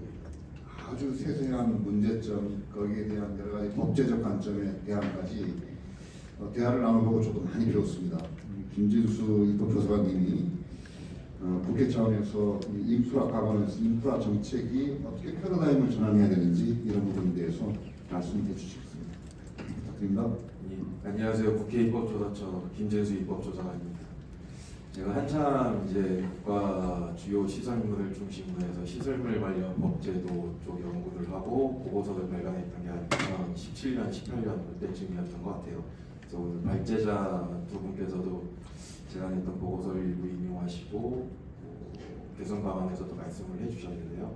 저도 그 부분에서 상당 부분 공감하는 사항들이 많이 있었고요. 그 중에서 조금 바뀐 부분들, 2020년도에 기반시설관리기본법이 제정이 되고 몇 가지 법제도적으로 개선된 부분들이 있지만 아직도 조금 추가적으로 우리가 좀 더 고려해야 될 입법 및 정책 개선 방안에 대해서 몇 가지 말씀을 드리고자 합니다. 첫 번째는 이제 기후위기 시대 시설물 관리 대책인데요. 국가물관리위원회 위원장님께서 이 발제를 해주셨다는 것은 기후변화로 인해서 발생하는 자연재해 중에서도 이제 홍수와 가뭄으로 대표되는 물 관련재 피해가 굉장히 심각하다는 걸 좀 의미하는 것 같아요. 그래서 살펴보면 최근 10년간 이제 자연재해로 발생한 피해 중에 95%가 이제 홍수, 호우, 태풍 등 물 관련재해로 발생을 하고 있습니다. 풍랑, 강풍, 지진, 폭염, 한파, 낙뢰, 우박과 같은 기타 재해로 발생하는 피해가 한 4% 정도밖에 안 돼요. 지금 이런 기후 변화로 이제 우리가 경험하지 못했던 자연재해가 발생했을 때 어떻게 시설물을 관리해야 되냐, 제가 크게 두 가지를 좀 말씀드리고 싶은데요. 첫 번째로는 이제 국가 주요 시설물의 설계 기준에 대한 정기적인 검토가 필요해 보입니다. 그 2014년도 2월에 발생했던 이제 마우나 리조트 붕괴 사고 이후로 건축물에 대해서는 이제 건축법에서 건축 모니터링이라는 걸 실시를 합니다. 정기적으로 건축물에 대한 설계 기준이 현재 그 기후 위기에 적합한지에 대해서 검토를 하는 건데요. 제가 제안드리고 싶은 건 이걸 건축물보다 이제 시설물 전반으로 좀 확대하는 방안에 대해서 말씀을 드리고자 해요. 그래서 시설물 안전법 또는 기반시설관리기본법에서 기반시설이나 아니면 제1종, 제2종 시설물 일부에 대해서 일정 기간 동안 그 3년이나 5년마다 한 번씩 설계 기준에 대해서 전반적으로 검토하는 그런 방안에 대해서 말씀을 드리고 싶습니다.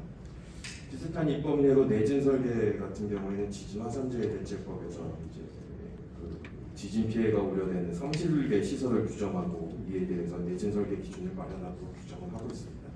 그래서 이와 같은 입법례를 좀 참고해서 시설물 관리법이나 기반시설 관리법을 개정하는 걸 좀 고려해 볼 필요가 있을 것 같고요.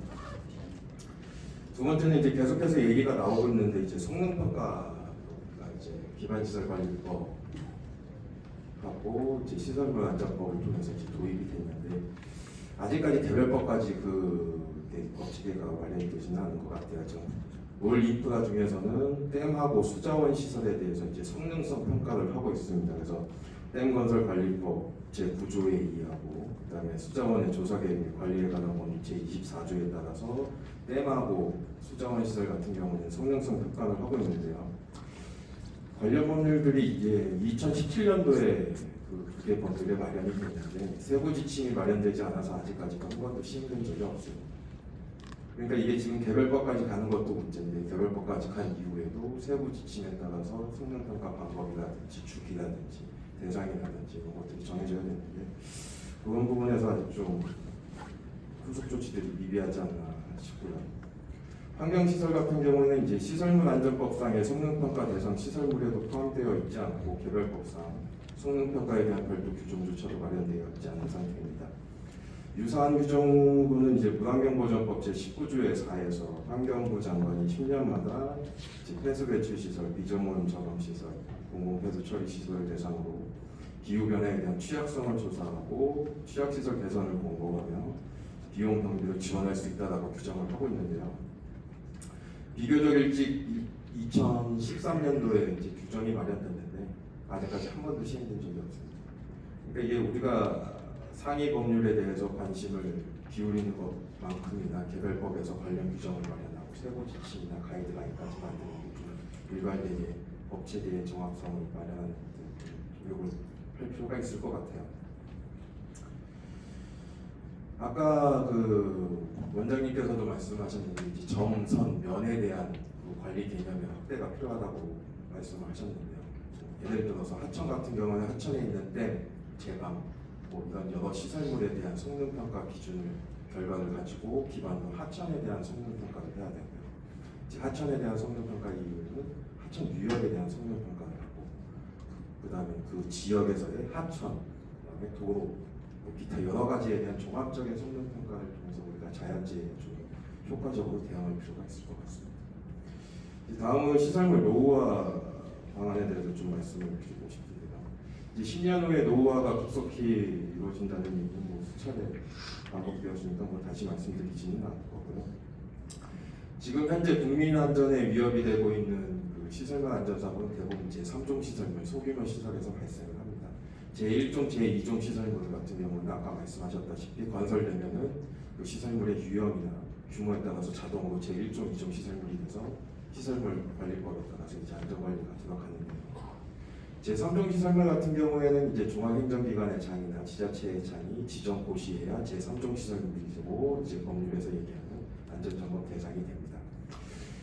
기반시설 같은 경우에는 기반시설관리법에서 이제 실태조사를 하죠. 근데 제3종 시설물 같은 경우에는 하위 지침인 그 시설물의 안전 및 유지관리 실시 등에 관한 지침, 도교통보 고시입니다. 여기에서 이제 실태조사를 하게 규정을 하고 있는데요.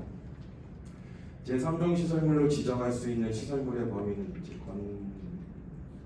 분야에서는 준공된 지 10년, 건축 분야에서는 준공된 지 15년 된 시설물을 대상으로 하는 전국에 이 시설물들이 도대체 몇 개가 있고 어느 지역에 얼마만큼 돼 있고 그 시설물들의 노후 연수는 얼마나 돼 있는지 이러한 조사에 대한 규정들을 우리가 법률로 좀 상명해서 법적 구속력을 가지고 FMS 시스템들 그런 관리 시스템을 통해서 좀 총괄 관리할 필요가 있지 않나 그런 생각이 듭니다.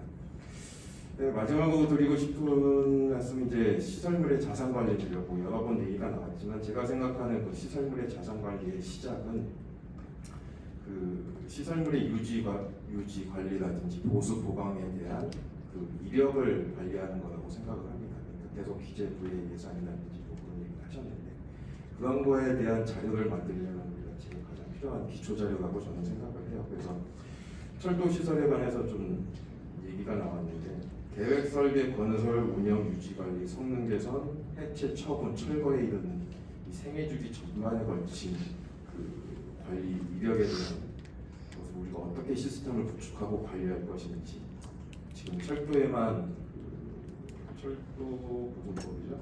철도의 건설 및 철도 시설 유지 관리에 관한 법률에서 규정을 하고 있는데요. 철도 이외의 시설물 관련 개별법에서도 이러한 이력 관리를 하기 위한 법적 근거를 마련하고 하는 거 좀 생각해 볼 필요가 있을 것 같습니다. 이상입니다. 예, 박수 부탁드립니다. 네, 김진수 인프라님 말씀 잘 들었고요. 사실 지자체가 문제잖아요. 위험한 시설, 특히 3종 시설은 얼마인지 모르고 지금 지자체가 공시를 안 하기 때문에 법적으로 지금 관리 대상에 공식적으로 들어와 있지 못하고 근데 여전히 정부의 재정의 집중도는 잘하고 있는 일종 이종에 많이 엘로케이션이 되어 있고 사각지대에 있는 지자체 시설은 원만 돼 있지 하위 지침이나 가이드라인이 제대로 안 되어 있는 이 부분이 핵심인 것 같습니다. 이런 부분에 앞으로 좀 타겟을 맞춰야 되지 않냐 하는 생각이 많이 듭니다. 오늘 발표 들어보니까. 그래서 저는 엉뚱하게 이 생각도 해봤어요. 우리가 1종, 2종, 3종을 가르는 게 옛날 올드 패러다임 같아요. 과거의 규모와 시설의 크기에 모든 기준을 초점 맞췄을 때는 그게 맞는 이야기인데요. 앞으로는 지자체가 관리하는 3종을 1종으로 만들어야 될 것 같아요. 이게 1종이고 잘하고 있는 1종, 2종은 뒤로 좀 우선순위를 늦춰도 국가 전략상 맞지 않느냐. 그래야 저희가 제대로 관리할 수 있지 않을까. 그런 발상의 전환을 해야 되지 않을까. 안 그러면 여전히 3종을 안 할 거예요. 일반 국민이 3종이라고 그러면 이게 덜 위험한 거거든요. 그렇게 받아들이자. 근데 3종이 진짜 위험한 거거든요. 그런 생각도 들었습니다. 오늘 마지막 토론입니다. 우리 정책을 담당하는 김영균 국장님이신데요. 올해 특히 바쁘셨죠. 아마 제일 바쁜 시간을 보내시지 않았을까 생각이 됩니다. 지난번 학회 컨퍼런스 여수 학술대회로 직접 내려와서 우리 기후변화 재해안전 시설 대책에 대해서 세션까지 운영해 주실 정도로 이쪽에 컨트리뷰션도 많이 하시고 기여도 많이 하고 계십니다. 우리 김영균 국장님 마지막으로 전체적인 입장에서 정리를 해주시면 좋을 것 같습니다. 네, 좋은 자리에 초대해서 감사드리고요. 사실은 이제 처음에 제안을 받았을 때 좀 망설였습니다. 이게 현장 국장이 포럼에서 토론을 집중한다.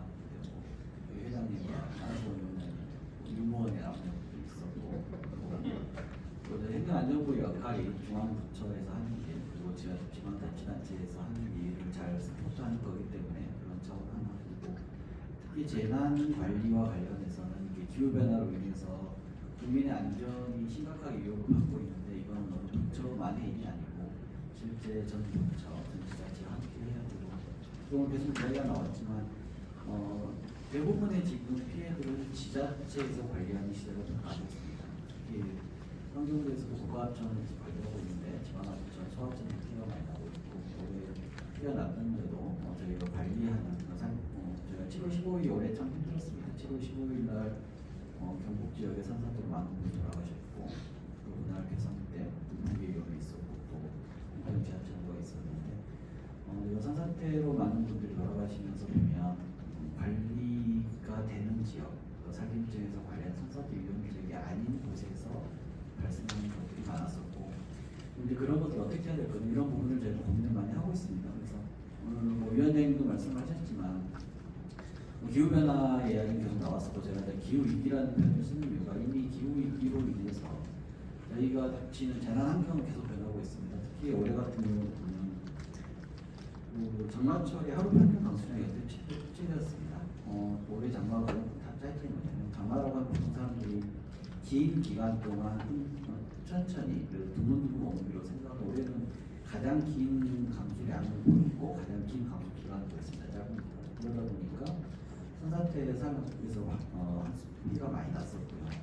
실제 현장에 다녀보면 그분도 몇십 년 동안 큰 문제가 없었는데 피가 났다는 분들이 되게 많았었습니다. 그래서 이런 걸 어떻게 할 것이냐 저희가 많은 고민을 하고 있고 그래서 인프라뿐만이 아니고 당장 내년에 닥쳐올 위기부터 어떻게 할 것인가 그래서 저희가 지금 17개 부처하고 기후위기 재난전에 희망을 좀 마련을 하고 있고 이번 주에 발표할 거고 그리고 국토부도 참여하고 환경부도 같이 참여하고 있는데 일단 저희는 두 가지로 접근을 하고 있습니다. 일단 단기적인 거 가장 급한 거는 현장성은 일단 강화하자 뭐 인프라 강화 다 좋고 하지만 당장 현장에서 국민들이 위험에 처하면 빨리 대피를 할 수 있는 방안으로 제가 마련을 하고 있고 그런 부분에 있어서는 각 부처 다 참여하고 있습니다. 그래서 저희가 이번 주에 그런 부분들을 정리를 해서 발표를 할 건데 그런 부분들을 저희가 단기적으로만 하는 게 아니고 이제 또 다른 트랙으로 저희가 60분의 민간 전문가분들 모셨는데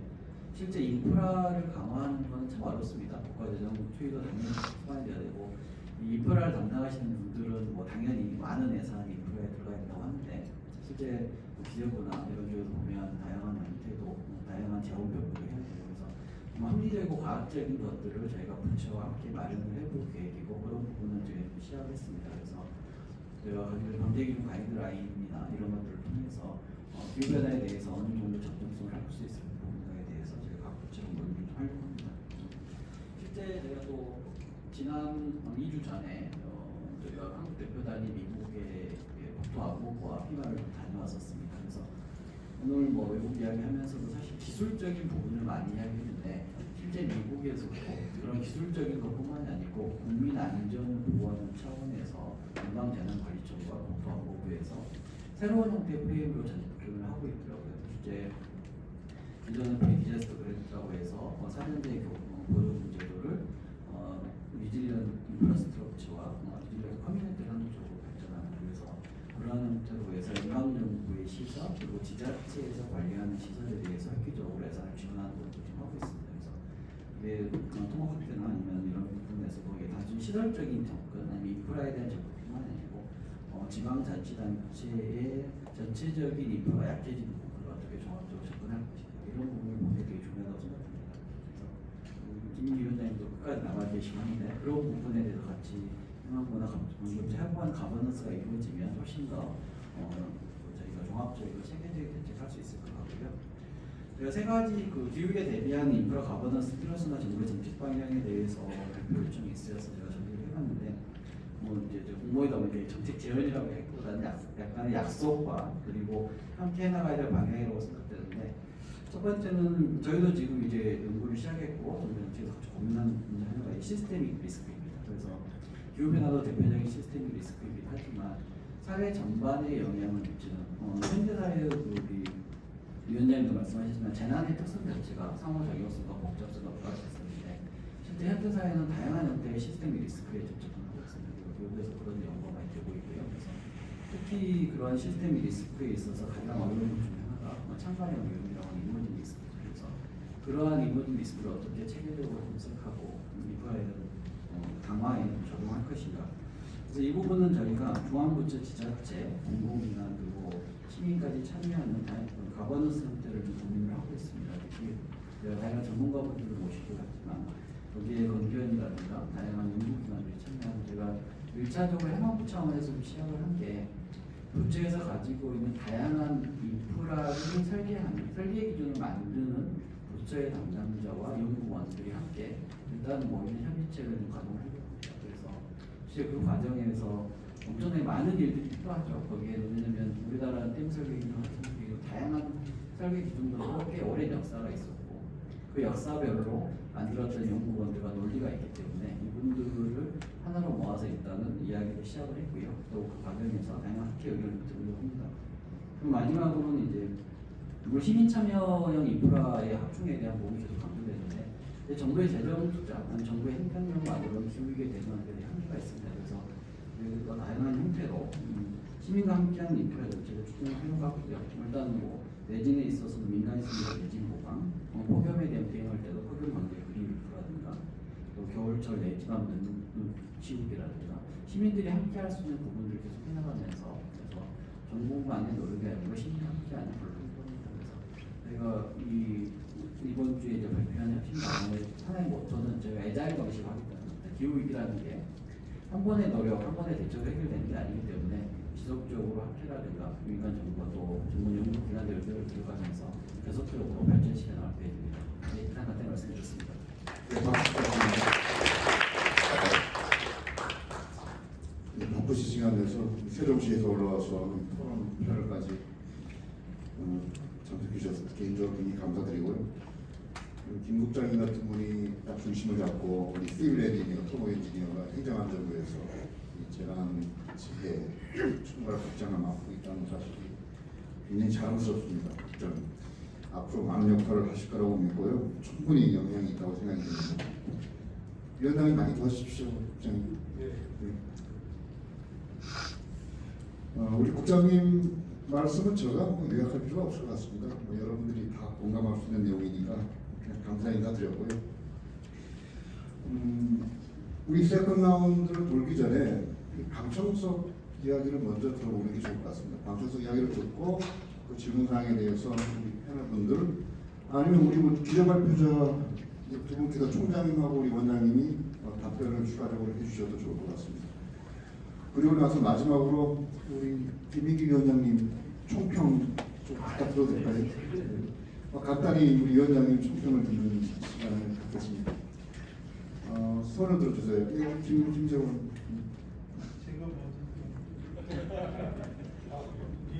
먼저 하십시오. 죄송합니다. 좀 간단히 질문해 주셨으면 고맙겠고요. 본인의 성명과 소속까지 말씀해 주시면 좋을 것 같습니다. 예, 저는 그 기후 위기에 대해서 관심이 많은 시민인데요. 마침 또 시민과 함께하는 인프라 정책 추진이라고 하셔갖고 또 이런 시민들의 의견들이 필요하다고 봅니다. 왜냐하면 다른 얘기를 할 수 있기 때문에 그렇다고 보고요. 지금 그 현대건설에서 그 원전에 대한 이렇게 지원들을 많이 하시는 게 참 바람직하다고 보이고요. 지금의 그 1.5도의 그 저감, 저금, 금융 이 방법으로는 배출된 탄소 때문에 기후 위기를 막을 수 없다고 합니다. 그래서 다른 방법들을 찾아야 되는데 그게 뭐냐면은 원전을 이용해 갖고 해수를 담수로 전환시키는 그 작업이 필요한 거고요. 놀랍게도 우리 그 북쪽에서 우라늄이 세계 최대의 매장량이 있다고 그러니까 우리 남쪽에 발전된 원전 기술하고 협력하면은 아마 우리 한반도가 미래의 그 세계를 견인하지 않나 좀 그런 자부심으로 좀 미래의 청사진들을 좀 연구하시기 바랍니다. 예. 답변은 필요 없으시죠? 예, 여기 학회에 다 연구하시는 분들이니까 지금 말씀하신 사항에 대해서 다 나름대로 본인 관점에서 생각하실 거라고 생각되고요. 좋은 말씀해 주셔서 감사드립니다. 우리 김재원 회장님. 저 김재근입니다. 아시아 친환경 자원협회 맡아가지고 주로 이제 기후 위기에 관한 거 아시아 개발도상 국가들하고 협조하는 일을 하고 있습니다. 오늘 우리 토목학회가 또 기후 위기하고 이제 연결되고 같이 자원 토론에 또 포럼을 개최해서 감사드립니다. 우리가 지금 이제 유럽에 각종 기후 위기에 대해서 굉장히 이제 심각하고 소위 말하는 탄소세, 관세가 부과되고 있습니다. 특히 우리 이제 건설 관계나 이런 각종 제품이나 이쪽에도 건설에서 이제 탄소 중립가는 상황에서 건설 자재나 이런 것에 기후 위기에 관련된 그런 대책이 또 우리 건설 인프라 포럼에서 논의됐으면 좋지 않겠나 하는 생각을 가지고 참고해 주시고요. 저는 이제 용진이철 제가 가동할 때 사장했는데 우리 이제 김민기 의원님 대단하십니다.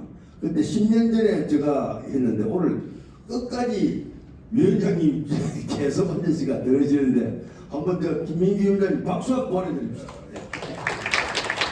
네. 위원장님 참선인데 꼭 사승까지 가십시오. 네. 이상 마치겠습니다. 네, 감사합니다. 마지막 발언이 특히 인상이 남습니다. 우리 청년 세대 없습니까? 우리 젊은 학생, 뒤에 마이크 있네요.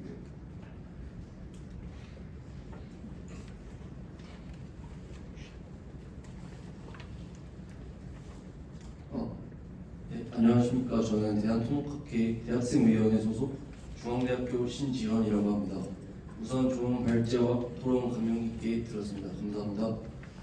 네, 올해 제가 2회 국회 건설 인프라 포럼에도 참여를 했었는데 2회에서도 컨트롤 타워의 역할의 필요성과 국가인프라관리위원회 신설에 관한 이야기를 똑같이 들었습니다.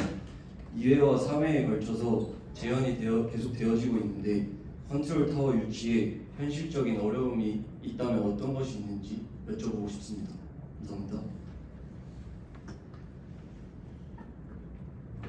제가 말씀드려도 될까요? 1회부터 계속해서 지금 그 위원회 설치 관련해서 얘기가 나오고 있는데요.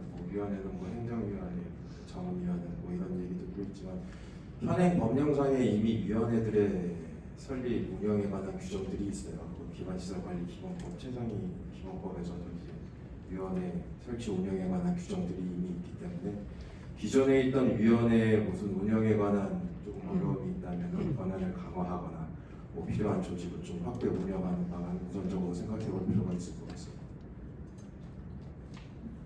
우리 김일환 원장님 그 발표 자료에도 그 내용이 있는데요. 가장 가까운 거버넌스는 기반시설관리법에 있는 공공통실 산하 기반시설관리위원회가 되겠죠. 현재 기반시설관리위원회가 실제 작동되는 그 미케니즘 기저에서는 부족함이 많죠. 형식적인 면이 많고 실질적인 권한도 많이 부족하고 민간이나 전문가의 참여도도 많이 낮은 편이거든요. 그런 부분들을 보완하기 위해서는 기반시설관리법을 개정하는 방안이 하나 있을 것 같고 실질적인 권한을 부여하는 쪽으로. 근데 기반시설관리위원회는 사실 유지관리 쪽에 초점이 맞춰져 있어요. 근데 인프라라는 거는 유지관리는 마지막 단계고요. 사실 처음부터 잘해야 돼요. 계획부터 잘해야 되거든요. 계획 단계부터 감리, 시공 단계까지 모든 주기를 관장할 수 있는 컨트롤 타워가 없거든요. 그럼 범위가 좀 넓어지는 거예요. 물론 유지관리가 중요하겠지만 그런 관점에서는 국가물관리위원회처럼 처음에 플래닝하는 단계부터 가버넌스의 어떤 시점이 필요하지 않냐. 그런 측면에서 학회가 문제 제기를 했었고요. 그게 가능하기 위해서는 국가인프라 기본법 같은 새로운 법제가 필요해요. 그래서 쉬운 문제는 아닙니다. 이런 부분에 대해서는 계속 우리 김민기 위원장님 오늘 나오셨으니까 우리 학회가 앞으로 국회 그 상설 연구단체로 이제 등록을 할 계획도 있고요. 그래서 원타임에 되는 건 없습니다. 저희가 계속 문제 제기하고 설득하고 국민적 공감대를 얻어 나가야 그런 부분이 되고요. 또 중간 단계로 기반시설관리위원회를 실체화시키는 그런 부분도 좋은 전략이 아닐까. 제가 추가적으로 답변드렸습니다. 어떻게 답변이 됐습니까, 우리 학생? 네, 감사합니다. 감사합니다. 우리 배덕규 총장님 마이크 부탁합니다.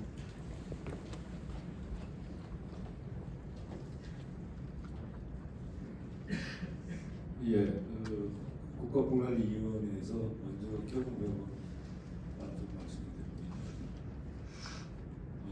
국가공관위원회는 이제 수량 수립 기능을 통합하면서 여러 부처에 흩어져 있는 이 물관리 기능에 대한 컨트롤 타워로 만들었습니다. 처음 만들면서 국가물관리위원회가 한 건 뭐냐면 물관리 기본법, 법에 대한 최상위법을 만들었고요. 그 다음에는 두 번째 국가물관리 기본계획을 선물했습니다. 국가계획은 국가계획대로, 그 다음에 4대 번역에 있는 위협 번역대로 이렇게 했습니다. 국가공단의 기본법에 보면 이게 아까 좀 여러 말씀이 있었지만 조직이라든지 이런 게 되어 있는데 실제 법대로 집행이 안 되는 부분들이 꽤 많이 있어요. 왜 그러냐면 법은 만들었는데 우리 지원단 같은 경우도 지금 보면 그때 사실은 우리 조직에 대한 것들이 공무원의 정식 기구로 이렇게 추구해야 되는데 일은 해야 되는 또 그러나 또 이게 조직을 컨트롤하는 행안부라든지 이렇게 조율하는 과정에서 먼저 출발하고 가자는 이런 게 좀 있을 것 같아요. 그래서 기본 법을 만들고 계획을 세우는 것은 위원회 역할이고, 그 다음에 당연히 실행은 각 부처에서 하는 겁니다. 행안부 그렇고 환경부, 농림부 다 그렇게 하는데 처음에 만들 때 저는 좀 잘 만들어야 된다고 생각해요. 지금도 우리가 국가공단기본법 개정 작업을 하고 있는데 개정 작업은 최초 만드는 것보다 훨씬 어렵습니다.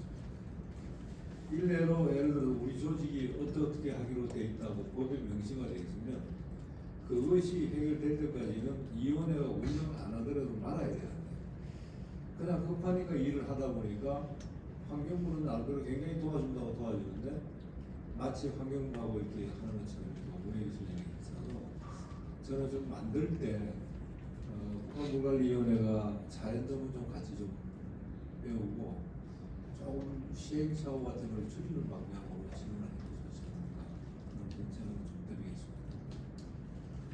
쉽게 들을 수 없는 노하우를 토목학회가 받게 된 것 같습니다.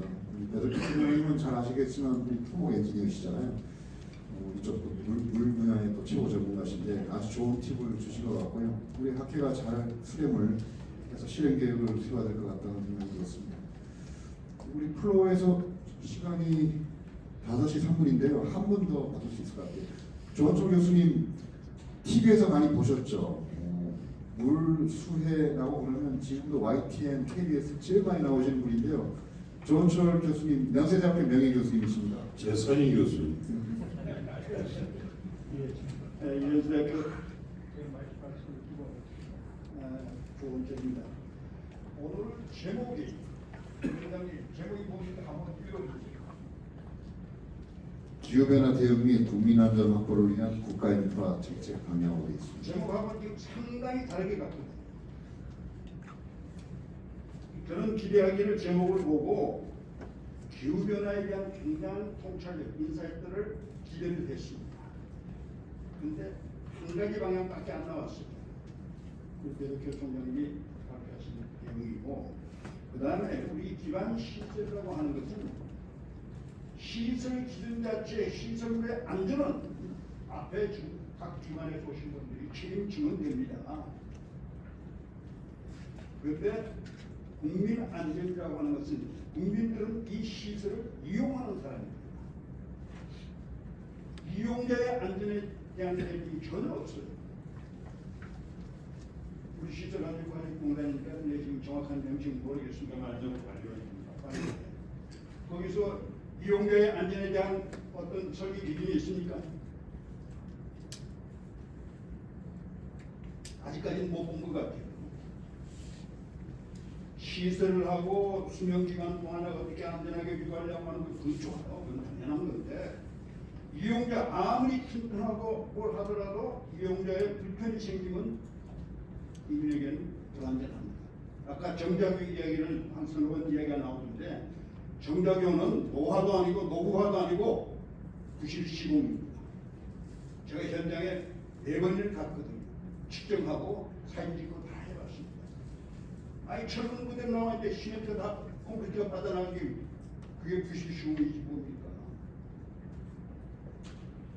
그러니까 시설물 자체의 안전기도 다 그렇습니다. 당연히 해야 돼요. 그게 부실 시공으로 인해서 발생됐다고 하면 책임을 누가 질 거냐 하는 거고, 그 다음에 또 하나 꼭 말씀드리고 싶은 것이 우리나라 아파트 30년이면 다 해체해버리죠. 세계 어느 나라가 그렇게 합니까? 어디 한국 위원장님 30년 만에 아파트 갈아치는 나라 있습니까? 별로 못 봤습니다. 능력이 있으니까 우리나라가 합니다. 그러나 30년, 그러니까 건설회사들이 30년 정도만 견디도록 만드는 겁니다. 금년에 어떤 일이 있었는지 아세요? 개포동에 모 아파트가 지난번에 입주 시작해가지고 물에 잠겼잖아요. 그랬더니 변명을 하기를 저지대라서 여러분 현장에 가보세요. 거기가 저지되면 서울 시내 90%가 저지됩니다. 모든 시설이 잘못되어 있습니다. 이게 왜 잘못되냐? 도시계획위원들은 평면적으로 땅담기만 하는 위원회가 지역이 어떻게 돼서 물이 어느 쪽으로 대해서는 전혀 알지 못하는 것들이 보였습니다. 그런 문제를 우리 인프라 시설 자체의 수명 기간이 왜 30년 기준이고 물론 50년, 100년짜리도 있습니다만 그렇게 짧게 잡느냐 하는 문제를 말씀을 드리고, 그 다음에 오늘 4번 나왔는데 재해와 재난이라는 거, 헌법 34조 6항이 잘못됐습니다. 이거는 일본법을 그대로 가져와서 재해를 예방하고 라고 했는데 일본은 재해란 말밖에 없어요. 재난이라는 말은 다르겠습니다. 그렇기 때문에 우리 김 위원장님 다음 헌법 바꿀 때는 이거 반드시 바꿔야 됩니다. 재해가 아니고 재난이다. 여러분 아시다시피 재난이라고 하는 것은 재해를 일으킬 수 있는 여건이나 환경 분위기 조건 같은 걸 이야기합니다. 그 결과로 나타난 것이 재해입니다. 이 법의 기준에서 만들어진 것이 우리 김영군 국장이 지금 관리하고 있는 재난및 안전관리법. 죄송합니다. 제가 만들 때 너무나 깊이 관계돼서 그때는 소방관들이 주도가 돼서 만들다 보니까 밀려서 세력에 밀려서 그렇게밖에 만들 수가 없었습니다. 용서를 진심으로 바랍니다. 그래서 오늘 우리 제목 자체를 잘못 뽑았다, 아니면 제목에 맞지 않게 갔다라고 제가 말씀을 드리고 재난재해를 꼭 바꿔주시다 하는 거고, 그 다음에 오늘 끝으로 이야기하겠습니다. 인프라 시설의 라이프사이클 코스트를 왜 우리는 못합니까? 하실 수 있어요. 학자들 연구하면 저는 여러 가지를 봤습니다. 할 수 있는데 안 합니다. 얻어맞을까 봐. 걱정하지 마시고 내놓고 비판받아서 고치고 하세요. 하시면 됩니다. 할 수 있는데 안 하기 때문에 문제고, 끝으로 진짜 한 말씀만 드립니다. 이 기후변화로 인한 어려움을 사실상 정량화하기가 극히 힘이 듭니다. 그렇기 때문에 디테일한 마지막 부분들이 나올 수가 없습니다. 강우량만 갖고 이야기하더라도 매년 90번씩 바뀌니까 이게 정량화하기가 굉장히 힘들어요. 여러분 우리가 기록을 가지고 있는 것이 지난 6,500만 년 동안 493회에 6도 이상 기온이 올라갔다 내려갔다 하는 기록들을 우리가 지금 갖고 있잖아요. 지구상에서. 이게 전부 사람에 의해서 CO2만 갖고 이야기하고 있는데, 요즘 최근에 와서 메탄 많이 이야기하고 있잖아요. 캐나다가 북쪽이 높고 시베리아가 녹아가지고 새로운 박테리아들이 나오고, 지금 북극 쪽에 제일 문제가 북극 모기입니다. 이거는 북극에 사는 백곰도 견디지 못하는 지독한 모기예요. 앞으로 이런 현상 어떻게 대비하실지 이거 우리 깊이 생각하지 않은 얘기입니다. 예. 갑자기 분위기가 숙연해진 것 같습니다. 우리 평소에 많은 말씀을 주고 계시는 부분이거든요. 어느 부분보다도 이쪽에 문제의식도 많으시고 애정도 많으신데 여러 가지 질책을 많이 해주신 것 같습니다. 이용자 안전 측면을 고려하는 정답교 사고가 바로 그 시민이죠. 시민의 어떤 입장에서 여러 가지 기준을 고민해야 된다, 뭐 그런 말씀. 지난번에 방송에 나오셨을 때도 우리 홍수가 났을 때 지나가던 시민이 그 가로등의 전기에 감전돼서 뭐 돌아가시고, 맨홀에 또 빠지셔서 돌아가시고, 그런 부분을 평소에 질타를 많이 하시거든요. 시설 기준도 중요하지만 베이직 기본, 예를 들면 도로변에 있는 그 배수구, 여기에 낙엽이나 담배꽁초를 제대로 우리가 평소에 관리를 하는 그런 부분이 안 되면서 왜 큰 부분만 이야기하느냐 뭐 그런 말씀을 평소에 많이 하시고요. 저희가 당연히 해결해야 될 그런 부분이라고 생각이 듭니다. 재해재난 말씀. 예, 말씀하십시오. 시간이 지났지만 그 좋은 말씀해 주셨고 제가 제가 안 했었는데 그 우리나라에서 재해는 자연재해, 재난은 인적 재난으로 쓰던 시절이 있었습니다. 1995년부터 2004년까지인데 제가 2004년에 재난안전관리 기본법을 만들면서 최소한 자연재해 대처법에서만큼은 재해는 재난으로 인한 피해. 그래서 재난과 재해는 자연재해와 인적 재난을 의미하는 용어를 더 쓰지는 않고요. 지금 자연사회자는 모두 총괄하는 용어로 쓰고 다만 조 교수님 말씀하셨던 것처럼 재난은 그렇게 발생하는 상황이나 여건, 재해는 그로 인해 발생한 피해. 이렇게 저희가 법적으로는 지금 집행했다는 말씀드렸습니다. 조은철 교수님이 초대 국립강제연구소 소장님이셨죠. 감사합니다, 교수님. 플로어에 더 이상 질문이 없으면 우리 학회장님 또 하나 말씀하셨습니까? 학회장님. 오늘 학회장님 마지막 행사신데 한 말씀 안 하시네요. 그리고 우리 김민기 위원장님 총평을 듣는 시간을 갖겠습니다. 끝까지 잘 남아주신 위원장님께 박수 한번. 위원장님 3시간 이상 안정해서 계속 옆으로 보니까 수시로 공부하시고요. 제가 총평을 할 입장도 아니고 실력도 아닙니다. 그러나 오늘 이 자리는 우리 가만히 보니까 국회의원 저 혼자 올 자리는 아니었던 것 같아요. 무슨 얘기냐면 국회의원들도 여도 있고 야도 있습니다. 제가 혹시 이 정책에 영향을 미칠 수 있는 그런 위치에 있다면 오늘에 있었던 이 주옥 같은 말씀들을 다 꿰서 정책으로 한번 해보겠다는 마음속 다짐은 가졌습니다만은 저뿐만 아니라 오늘 총리실에서 이것은 나와서 듣고 정책으로 입안하면은 이건 바로 시작될 것 같은 느낌도 들었습니다. 오늘 선생님들 우리나라에 정말 쟁쟁한 분들 모셨습니다만은 이분들의 말씀이 하나하나 다 주옥 같은 말씀인데 이것을 꿰서 고배로 만들 수 있는 것은 도대체 누가 만들까? 이게 지금 저는 고민입니다. 요 점에 대해서 우리 위원회에서 다시 위원님들과 한번 생각해 보고요. 요거를 즉각 시행할 수 있는 거 몇 가지는 즉각 시행을 해야 되고요. 컨트롤 타워 만드는 거 각 부처 간에 통할하는 그런 것도 좀 생각해 보도록 하겠습니다. 오늘 통국학회 허준혜 부장님과 우리 한승원 좌장님 그리고 패널 여러분 고맙습니다. 그리고 플로어에 계신 많은 분들 참 고맙습니다. 감사합니다.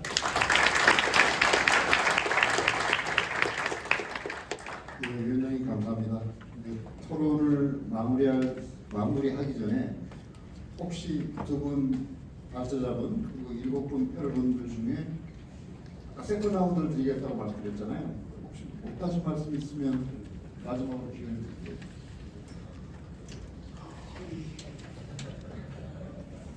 짧게 하실 수 있습니다. 안 먹으면서 하겠습니다. 김현주 부원장님 괜찮으세요?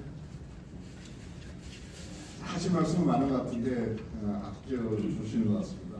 저도 마지막 좌장 마무리를 위해서 발표자 2분 발표 내용 그리고 7분 패널 토론자를 미리 다 읽어봤어요. 읽어봐서 제 나름대로 한 4페이지 정도 총괄적인 꼭지를 뽑아냈는데 다 말씀드리려면 한 10분이나 걸릴 것 같아서 이 자료는 정책 자료집으로 만들어서 위원장님 그리고 국회에 따로 전달을 하도록 하겠습니다. 전반적으로 키워드만 뽑아보면 오늘 많은 분들이 재해재난 대응, 실업은 안전에 대해서 좀 패러다임을 바꿔야 된다. 제가 아까 1종, 2종, 3종 이야기를 했는데 그런 말씀, 정책 패러다임을 좀 바꾸자. 그런 말씀을 참 많이 주셨던 것 같고요. 그다음 두 번째는 지자체 이야기 많이 합니다. 지자체 영향 강화 그리고 예산 배분도 지자체가 결국 사각지대에 많이 놓여있기 때문에 정책의 우선순위를 가버넌스도 지자체에 초점을 맞추자. 그리고 그만큼 지자체가 또 법적 이해 그리고 책임성 책임을 좀 가져야 된다. 관리 주체의 책임성 이야기도 많이 나왔던 것 같습니다. 세 번째는 지금 1.5단계인데 자산관리 체계로 가야 예산 낭비를 설득하거나 유지 관련한 예산을 확보할 수 있는 논리적 근거가 된다. 우리도 빨리 자산관리 체계로 넘어가자. 이런 말씀을 많이 해주신 것 같고요. 초과 사냥터 가버넌스 이야기 오늘 제일 많이 나왔던 것 같습니다.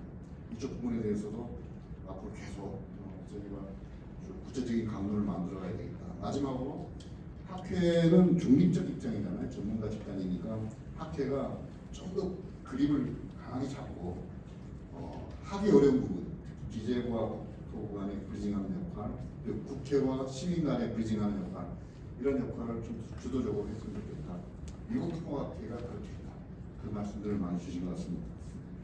이런 부분들 저희가 잘 정리해 보겠습니다. 경제 의존화시키고 앞으로 포럼이 이 강론을 만들어 나가는 데 있어서 계속 역할을 할 수 있도록 노력해 보겠습니다. 오늘 장시간 제3회 국회 인프라 포럼에 끝까지 남아서 경쟁해 주신 모든 방청객 여러분 감사드리고요. 특히 학 회장님 마지막 행사 오늘 성황리에 잘 치러진 것 같고요. 우리 김민기 위원장님 존경합니다. 너무 감사드리고요. 조은설 교수님 감사합니다. 고맙습니다. 자, 오늘 포럼 이상으로 마치겠습니다. 고맙습니다.